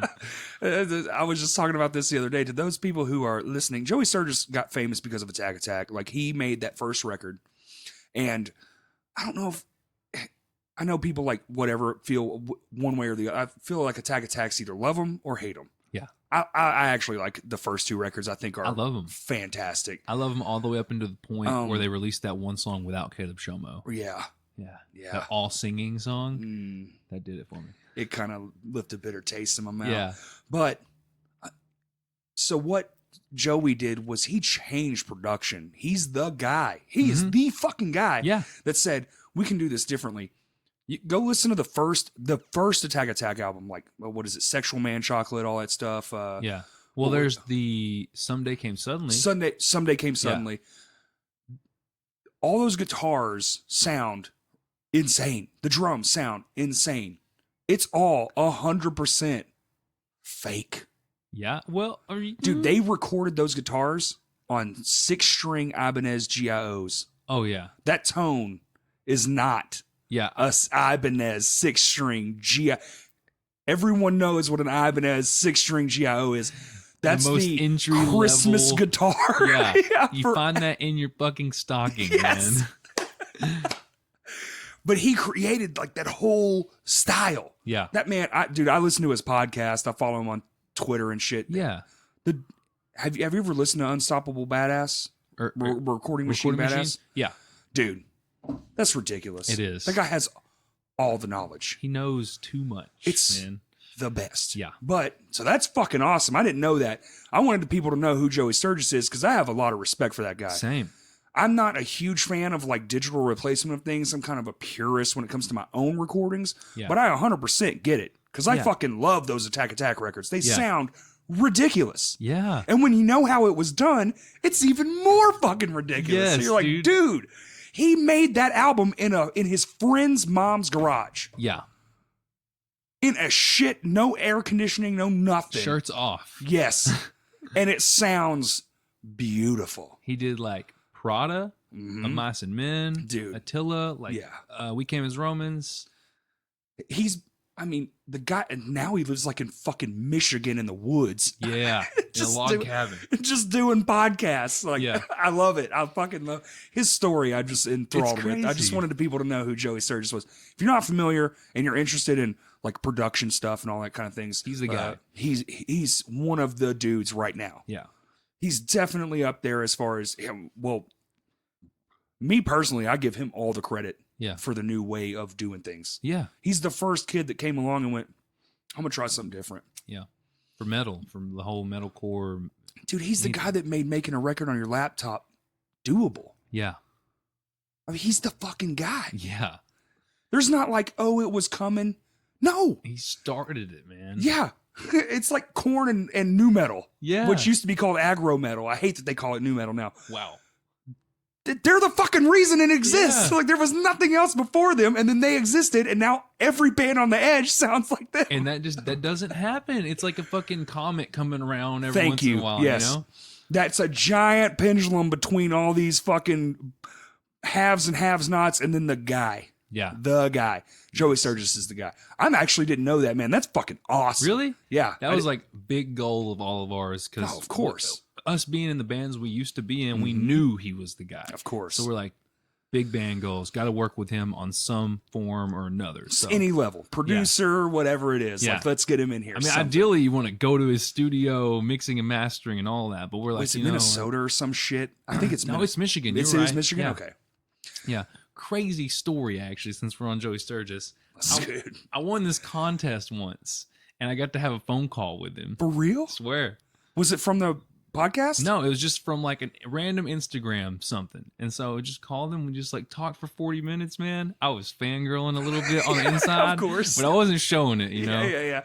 Tough guy, man. Hey, what's up, Joey? Like, we're friends forever, right? Yeah, right? Yeah. So it's really freaking cool. Like, I just never thought that would happen in a million years because I highly regard that guy. You know? Sure, man. Yeah, so. I get it. Trust me, I've met some people that I'm like, don't show it. And in the back of your mind, you're just like, yeah, man, what's up, dude? And you're screaming. Yeah.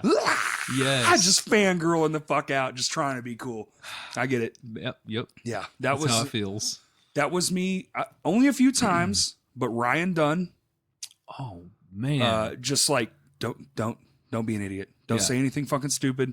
Just, say hi, like shake his hand, be like, cool, be cool. Make him think you're cool. And, the Green Day dudes. Oh yeah? Yeah. I got to be Trey Cole's drum tech for a day. And in the back of my mind, I was like, just don't fuck this up. Damn, like, dude. It's not even my moment because Green Day doesn't give a fuck who I am. Yeah. But, just be cool. Be cool. Yeah, just be cool. It's a tough one when you're like in front of somebody who you fucking... It's like, the first album I ever bought was Dookie. Thank you so much. Yeah. So many thoughts you want to scream. Oh, shit. Okay. I love that. Yeah. It was pretty amazing. And then he gave me a whole set of drum heads. And then I played on them, and then I still have them. I would keep them. They're in my shed in a box, tucked away. Nice. Yeah. I'd be getting like shadow boxes. Thought about it. My room here, it's all decorated. I thought about that. Yeah, definitely don't just hang them out though. Like they gotta be in something. Right. Mm-hmm. He's like, want me to sign them? And for some reason, I was like, no, I'm going to play on them. Well, it's like, well, I'm broke, and you just gave me free drum heads that are brand new, so I'm going to use these. Right. Yeah. I don't want to wear the signature off. Yes. Marry me. Oh my God. Okay. So Joey Sturgis, boom, start. Yeah. He mastered it.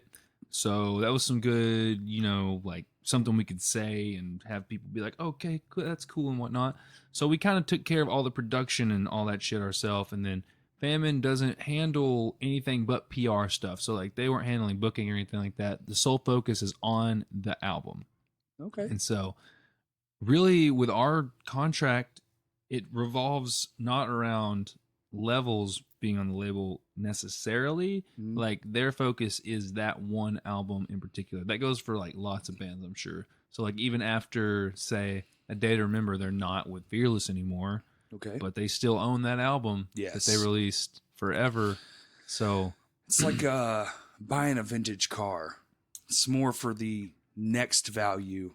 It's something you sit on and let it gain interest. Yes. Yeah. Exactly. It's an investment. So they're investing in you, and then hopefully they, turn a profit or whatever. But Famine really does care about like the artists that they sign and that they have on there. So after that, we had to get so much shit together, like promos, biography, like pitches, little like excerpts for the radio that say like, this is so and so you're listening to whatever. Yep. Like just all the most random shit. And there all was the like things no one thinks about. Right. There's a setup sheet, right? And you just got to go off and check the list of everything you got to get and send to them. So between January, when the music was completely done, and we're just sitting on this music until June, waiting around. Yep. And so it shot some music videos and started releasing singles. And by the time it dropped, like after that was done and we got the push or whatever, like the past couple months have been like pretty silent since we haven't been talking about a new album or whatever, but we're still obligated to do another album with them. Of course. Yeah. So no contract's going to be for one album. Yeah. They're going to get you for at least two. Yeah. Unless you're like some really hot shit. Like, well, if it explodes, then there's like that the band gets some power because it's like, hold on a second. Right. I know we got this second album on deck, but look here, motherfucker. Yeah. If you want another 1 million copies sold, we're gonna have to get some of them ducats. Right. Yeah. Yeah. No, right. I get it. Yeah. So you got to figure out what leverage you have and what you don't have. Right. So that's important. And there is like there's a decent amount of push and pull there, but you don't want to be too cocky. Right. Because if they fire your ass, you're on deck for all of it. Right. Yeah. You want to live out the contract. Yeah. Yeah, you do. There are some ins and outs of the record industry that are, you just want to you don't want to go too strong, but you don't want to just bend over and take it. Right. You want to kind of feel it out, and especially I don't know, did you guys hook up with a booking agency for your live stuff, or? We have for a while. We had a booking agent pretty shortly after the album released, and then we just didn't quite see eye to eye with him, and so we let him go. The head agent at the agency took us on, but we haven't been doing anything with him since then. Yeah. And I think we're about to change that pretty soon. Right. We're about to probably be on the hunt for somebody new. Yeah. So, as of now, though, we've been self-booking. Yeah, that's fun, but it also comes at a cost of time. Because Yeah. that's a lot of emailing and finding things out. I'm like, okay, well, what about this? And we'd much rather have somebody do it for us. 100% takes away, I mean, most of the headache, Yeah. Really, that's the hardest part, man. Yeah. It's just being passive enough, but also aggressive enough to get that deal. Yeah. It's a door deal, but if we sell past this number, can we get a little bit more maybe? Yeah, you want that back end bonus, want that back end whatever, bonus, yeah. You're already taking 10% of my fucking merch, and guess what? We're going on fucking gross, not net, or whatever it is. Net, not gross. Yeah. I can't remember. We had to pay to have these made. Right. We're charging $4 more than what we did. You're getting a cut off that $4. Yes. Fuck you, bro. Yeah. Yeah. That's the way to do it. Dude, I heard a rapper talk about that one time, and I was like, sold. Fuck every venue that tries to get a merch cut from me and wants more than what the fuck I'm making off of it. I've never heard that. Dude, it changed my life. I was like, dude, yeah, you pay $4 to $6 a shirt. It's genius. No, you get what extra we're charging. You get interest on. You get 10% of that. Yeah. You don't get 10% off the $6 it cost me to make this motherfucker. You had nothing to do with that. Right. Dude, changed my life. Luckily, I've only had to pay out one merch cut, so I'm glad I caught this now. Yeah, you just saved my life for the future. It becomes a lot more common, when you're doing those structured tours, man. Yeah. Ugh. Can't tell you how many times I've had to sit with a tour manager. Yeah. 1, 2, 3, 4, 5. I gotta count all 500 of these fucking shirts. You're not gonna sell 500 shirts. Yeah. You're in Arkansas. Yeah. You'd be lucky if there's 19 people here. Especially the era I was working, man. I was oh, fucking we'll see. Yeah. God. We're on a come up. Thank God. Yes, I agree. So I know you're not at liberty to say, but that's exciting. 2 new singles. Yeah. That's pretty badass. That'll be exciting to listen to. It's gonna be unlike anything we've released before. That's good because I'm a guy that likes departure. Yeah. I'm one of those. I'm not one of those. Are you fucking selling out? I'm cool. What else can you do? Yeah. Exactly. But I get it too, man. It's dude, writing the same shit over and over gets boring. Yes. And as a creative, I use heavy air quotations. Yeah. Dude, sometimes I want to write some different shit. Mm-hmm. What if I want to put an acoustic song on my hardcore album? Why the fuck do you care? Yeah, dude. Why not? Yeah. Hey, here's some other shit I'm interested in. Oh, you didn't like that? Well, maybe I won't do it on the next one. Yeah. And you never know. Unless you try. Yeah. What's going to stick and what's going to not. So. Yeah. And sometimes, man, we all fucking have those stinkers. Yeah. Yeah, we, fuck the band. I mean, all the bands I've ever been in, we play a song 3 or 4 times and you're like, this ain't it, Chief. Yeah, dude, that ain't it, bro. I don't think anybody's responding to that. When I was writing for Lame Johnny, we didn't know what the fuck we wanted to do. So we just wrote basically 5 different ass songs. Yeah. It's like whatever sticks. And then there was one song that we loved personally. I mean, we wrote it. So of course, they're all like your little babies. Right. And you cultivate them and you make them your own. And we worked really hard on it. But at the end of the day, man, in the set, it was like a big old stinker. That's how we feel, man. Mm-hmm. Like we've cut songs that don't feel right to play live, but they sound good on the recording. Right. Are you guys okay? So let's like jump ahead, maybe like some idea stuff. I know we won't harp on the 2 singles because I know how that is. You're not at liberty to say much, but keep it on DL. Yeah, keep it on that DL. So there's like a few approaches to making like an album, especially being like a signed band. Yeah. Is there like this, hey, let's go in. We have these ideas. We've been working on them for a couple years now. We've been touring, riffing out things. So are you going in with like these 20, we're going to cut back to 10 or 11? Yes. Or, okay. Yeah. That's the way we... Because some bands write in studio, like they keep it fresh as fuck. But I feel like you run into issues with that because now all the songs kind of have that same vibe. Yeah. We write our songs across massive spans of time usually. Yeah, that's the way I like it too. You just never know. Like you sit on this one riff bank is what we like to call them, where it's not really a cohesive song. I'm stealing that. Yeah, it's just a riff bank song. I'm stealing that. And so we just take it. It's all I have so many of those. So like you'll write a full ass song and you're like, this doesn't really sound like a song. It's more like a collection of these ideas.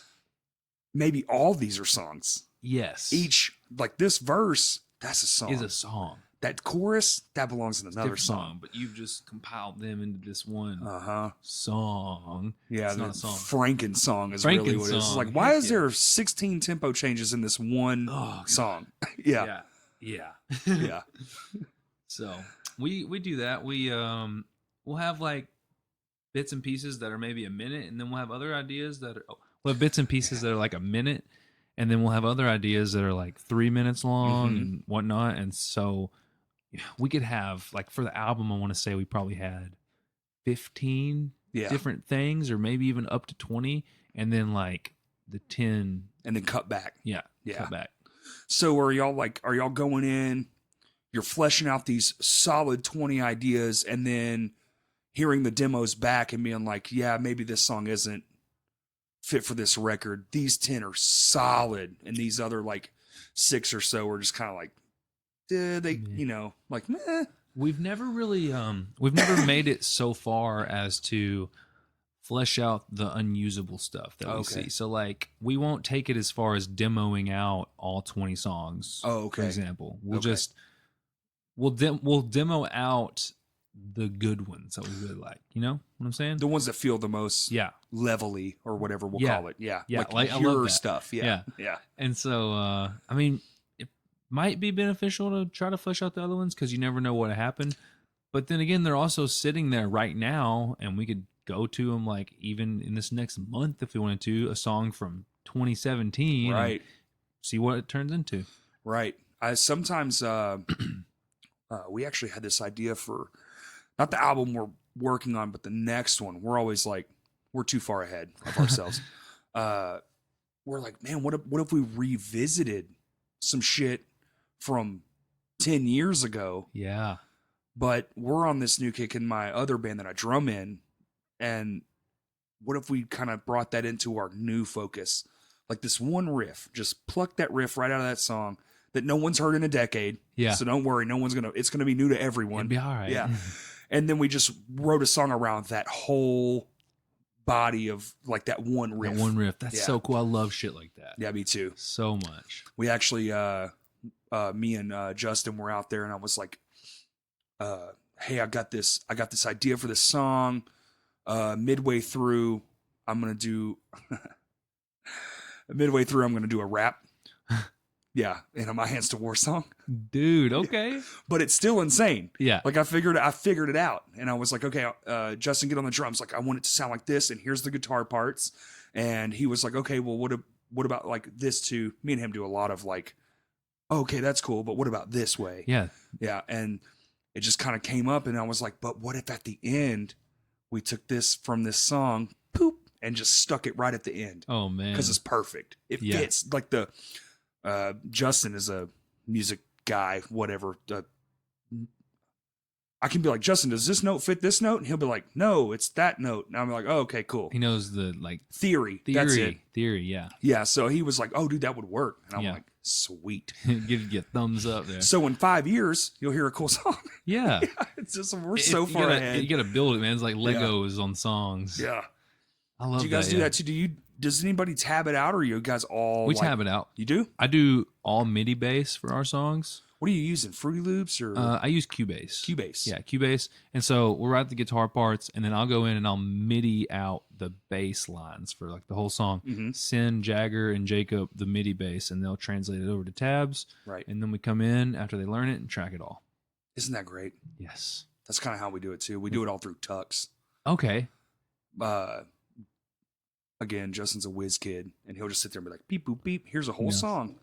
Jagger used to do that. They used to like write full songs on tabs. Yeah. Like don't even riff it. They just like got in there and programmed it. Yeah, no. Never heard it a day in their life. Never played it on a guitar and just knew what they wanted.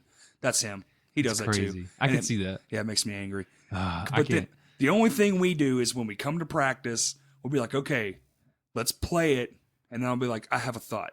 I'm almost always the guy that's like, let me push back on that a little bit. Yeah. Let me change this fill because one, you wrote it way past my skill level. Yes. Oh, I feel that. Luckily, I write the drums on that stuff, but like I've wrote things that I'm like, no, I can't do that. You write past your own playing ability. You're like, yeah, actually, you know what? Take out about 15 of those notes.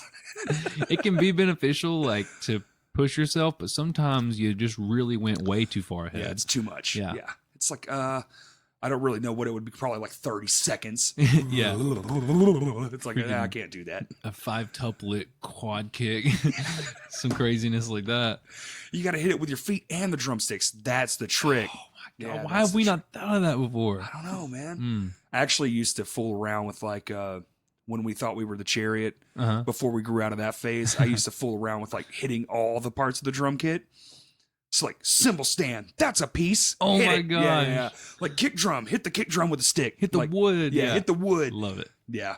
I don't do it too much anymore. Not too much. Just still do it. Just the songs that we still play. But as far as like writing in new stuff, it's here's the only thing I want to do is I want to write a fucking drum part where I'm holding the cymbal.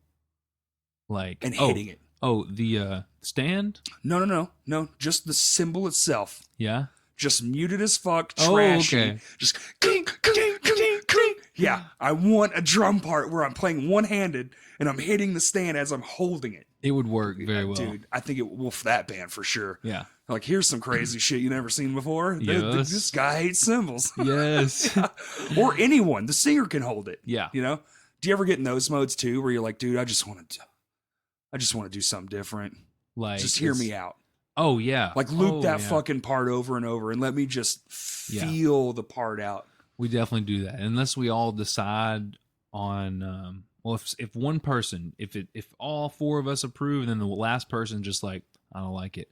We're like, all right, let's do something else. Damn, y'all have absolute veto power? Yeah. Nice. Absolute. Bands listening, that's a huge deal. We have that too, for the most part. Yeah. We will hear it out at least. I feel really lucky because I feel like the guys usually trust my ear on certain things. Mm-hmm. So, like, I really try to push for. I'm always the guy in the seat, like recording them and doing stuff. Okay. So, yeah.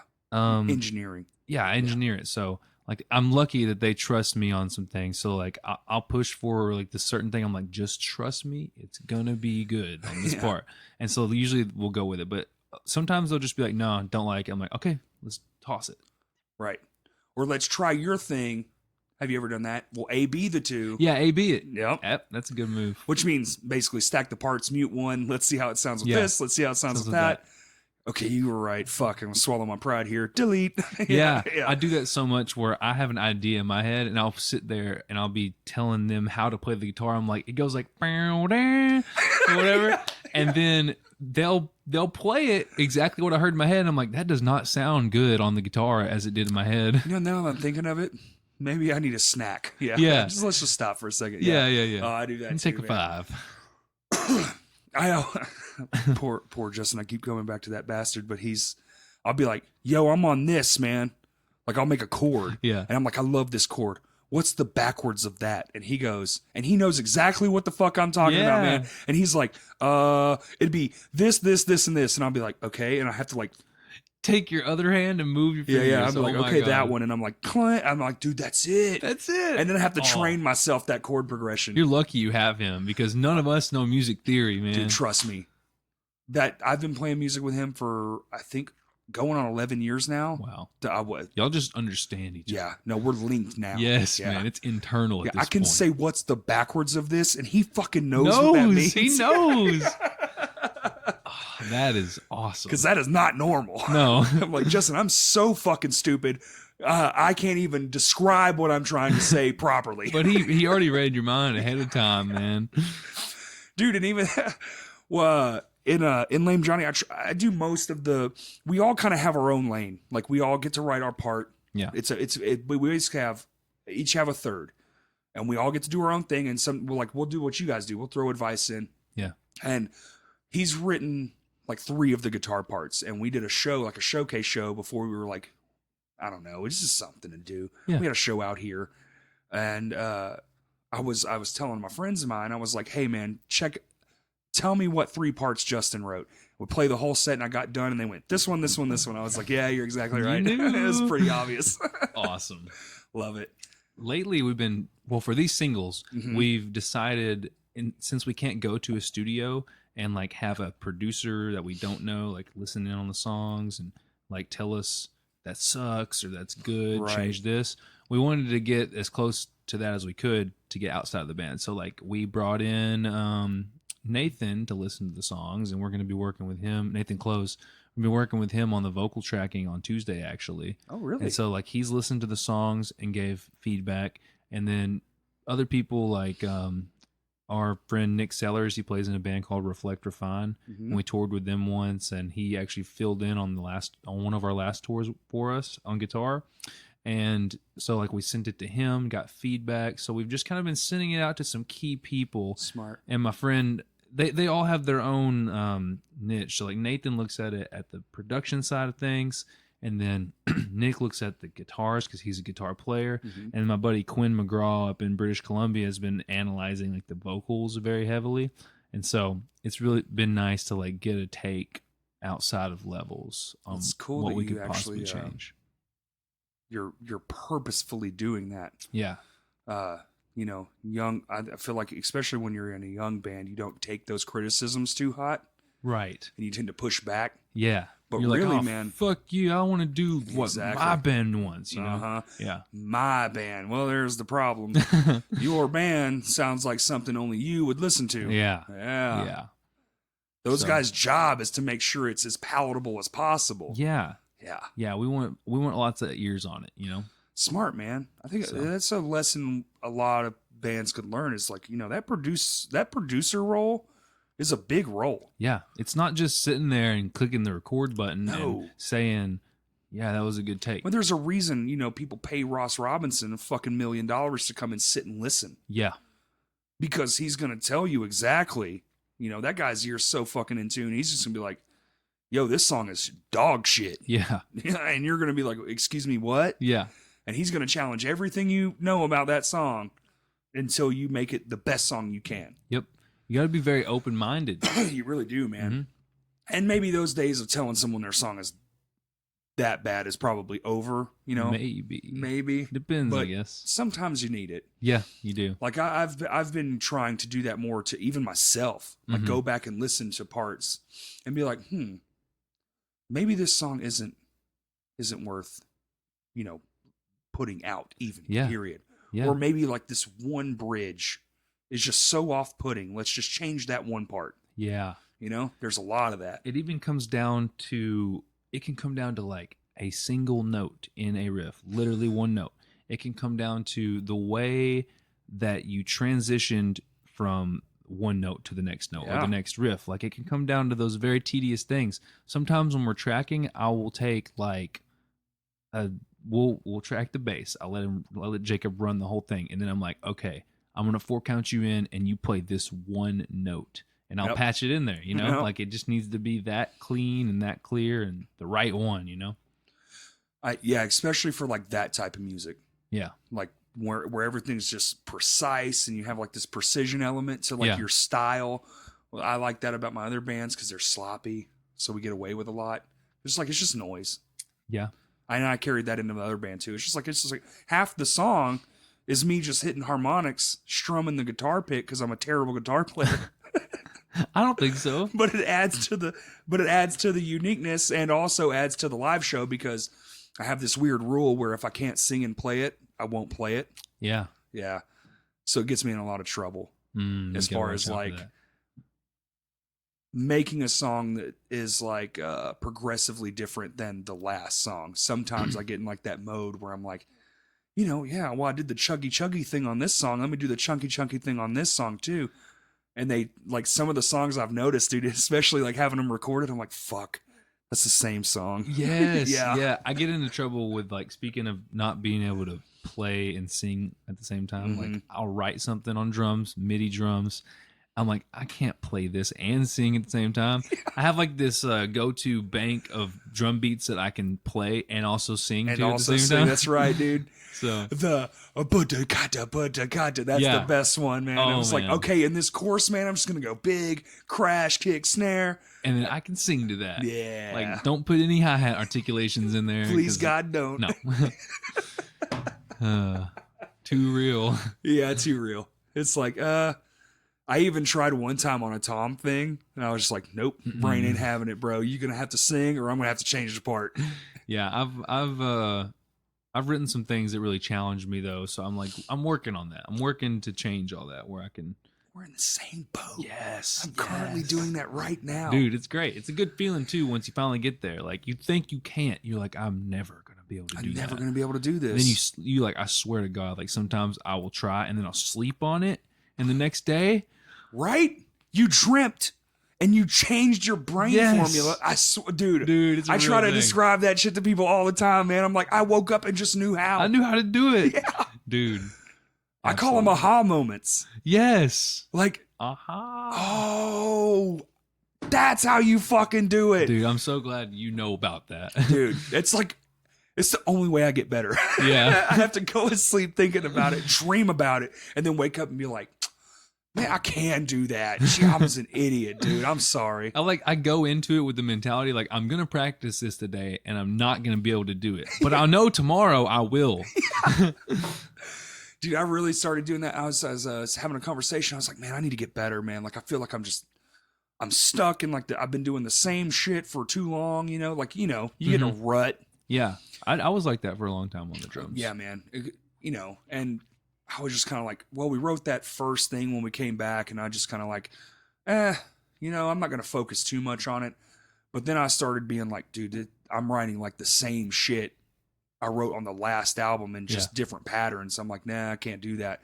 So I've really been trying to push myself outside the comfort zone. That's what you got to do. Yeah, dude. And it's been working, man. We were jamming the other night. I think it was last Monday, actually. We practice every Monday. And I just started doing this crazy fucking snare kick roll combo thing with like hi-hat just on like the third, which I'm terrible at thirds. And me and Justin are just staring at each other like, what the fuck is happening right now? And I'm like, just keep going. I don't know. Like, I'm just like excited. Like, fuck, man, just keep playing the thing. And then I started doing, so you can go, or you can half it. Yep. And I started doing that on my own, and I was just like, dude. Like it didn't even come to you. You don't know how you're doing it, but you're doing it. I'm just doing it. I was so fucking in the moment that I just was like, I've always wanted to learn how to do that. Like skip the beat. Yeah. Skip every other beat, but still have the drum roll going. Oh, I love that. I just had one. I had one like last Monday, dude. And even Justin, when we were done, because the practice was over, me and him like to fuck around. And he was just like, what the fuck was that? I was like, I don't know. Can you do it again, though? Probably not. That's one of those things you have to come back to. Yeah. You ever do that? Like play something and be like, oh, shit.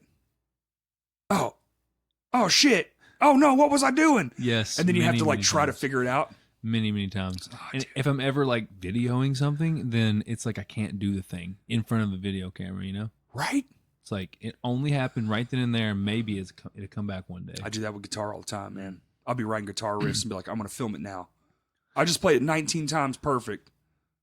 Cameras on, no go, bro. Nope. Plink, plunk, plunk. It sound like a fucking guitar hero novice. Yeah. Damn. Dude, what time is it? You want to wrap this shit up? Sure, let's do it. Awesome, dude. Oh, thank you so much, man. Thank you, man. I have been looking forward to this. I have too, actually. I was like, dude, that's fucking great, man. Especially when you told me you were in film school, I was like, well, the first half of this shit's gonna be nerdy. Nerdy now? I love that. So if you made it through and you made it to the level stuff and all that stuff, thanks everybody for listening. Dalton, plug all your stuff, man. Okay, well, my band is Levels. I also run Colossal Recordings out of Conway, Arkansas. So if any bands are looking to get produced and get some high quality polished recordings, maybe take your songs up to the next level, I would love to work with you and hear what you have. I love doing engineering and bringing new ideas to the table and helping bands work through any problems they might be having with their songs or whatnot. So definitely hit me up for that. Be on the lookout for some new Levels music in probably the next couple months, hopefully. That will be exciting if we could make it happen that fast. We're definitely working on it. So trying to think. Go support. What's the Instagrams and Facebooks? Okay, so you can find us on Facebook.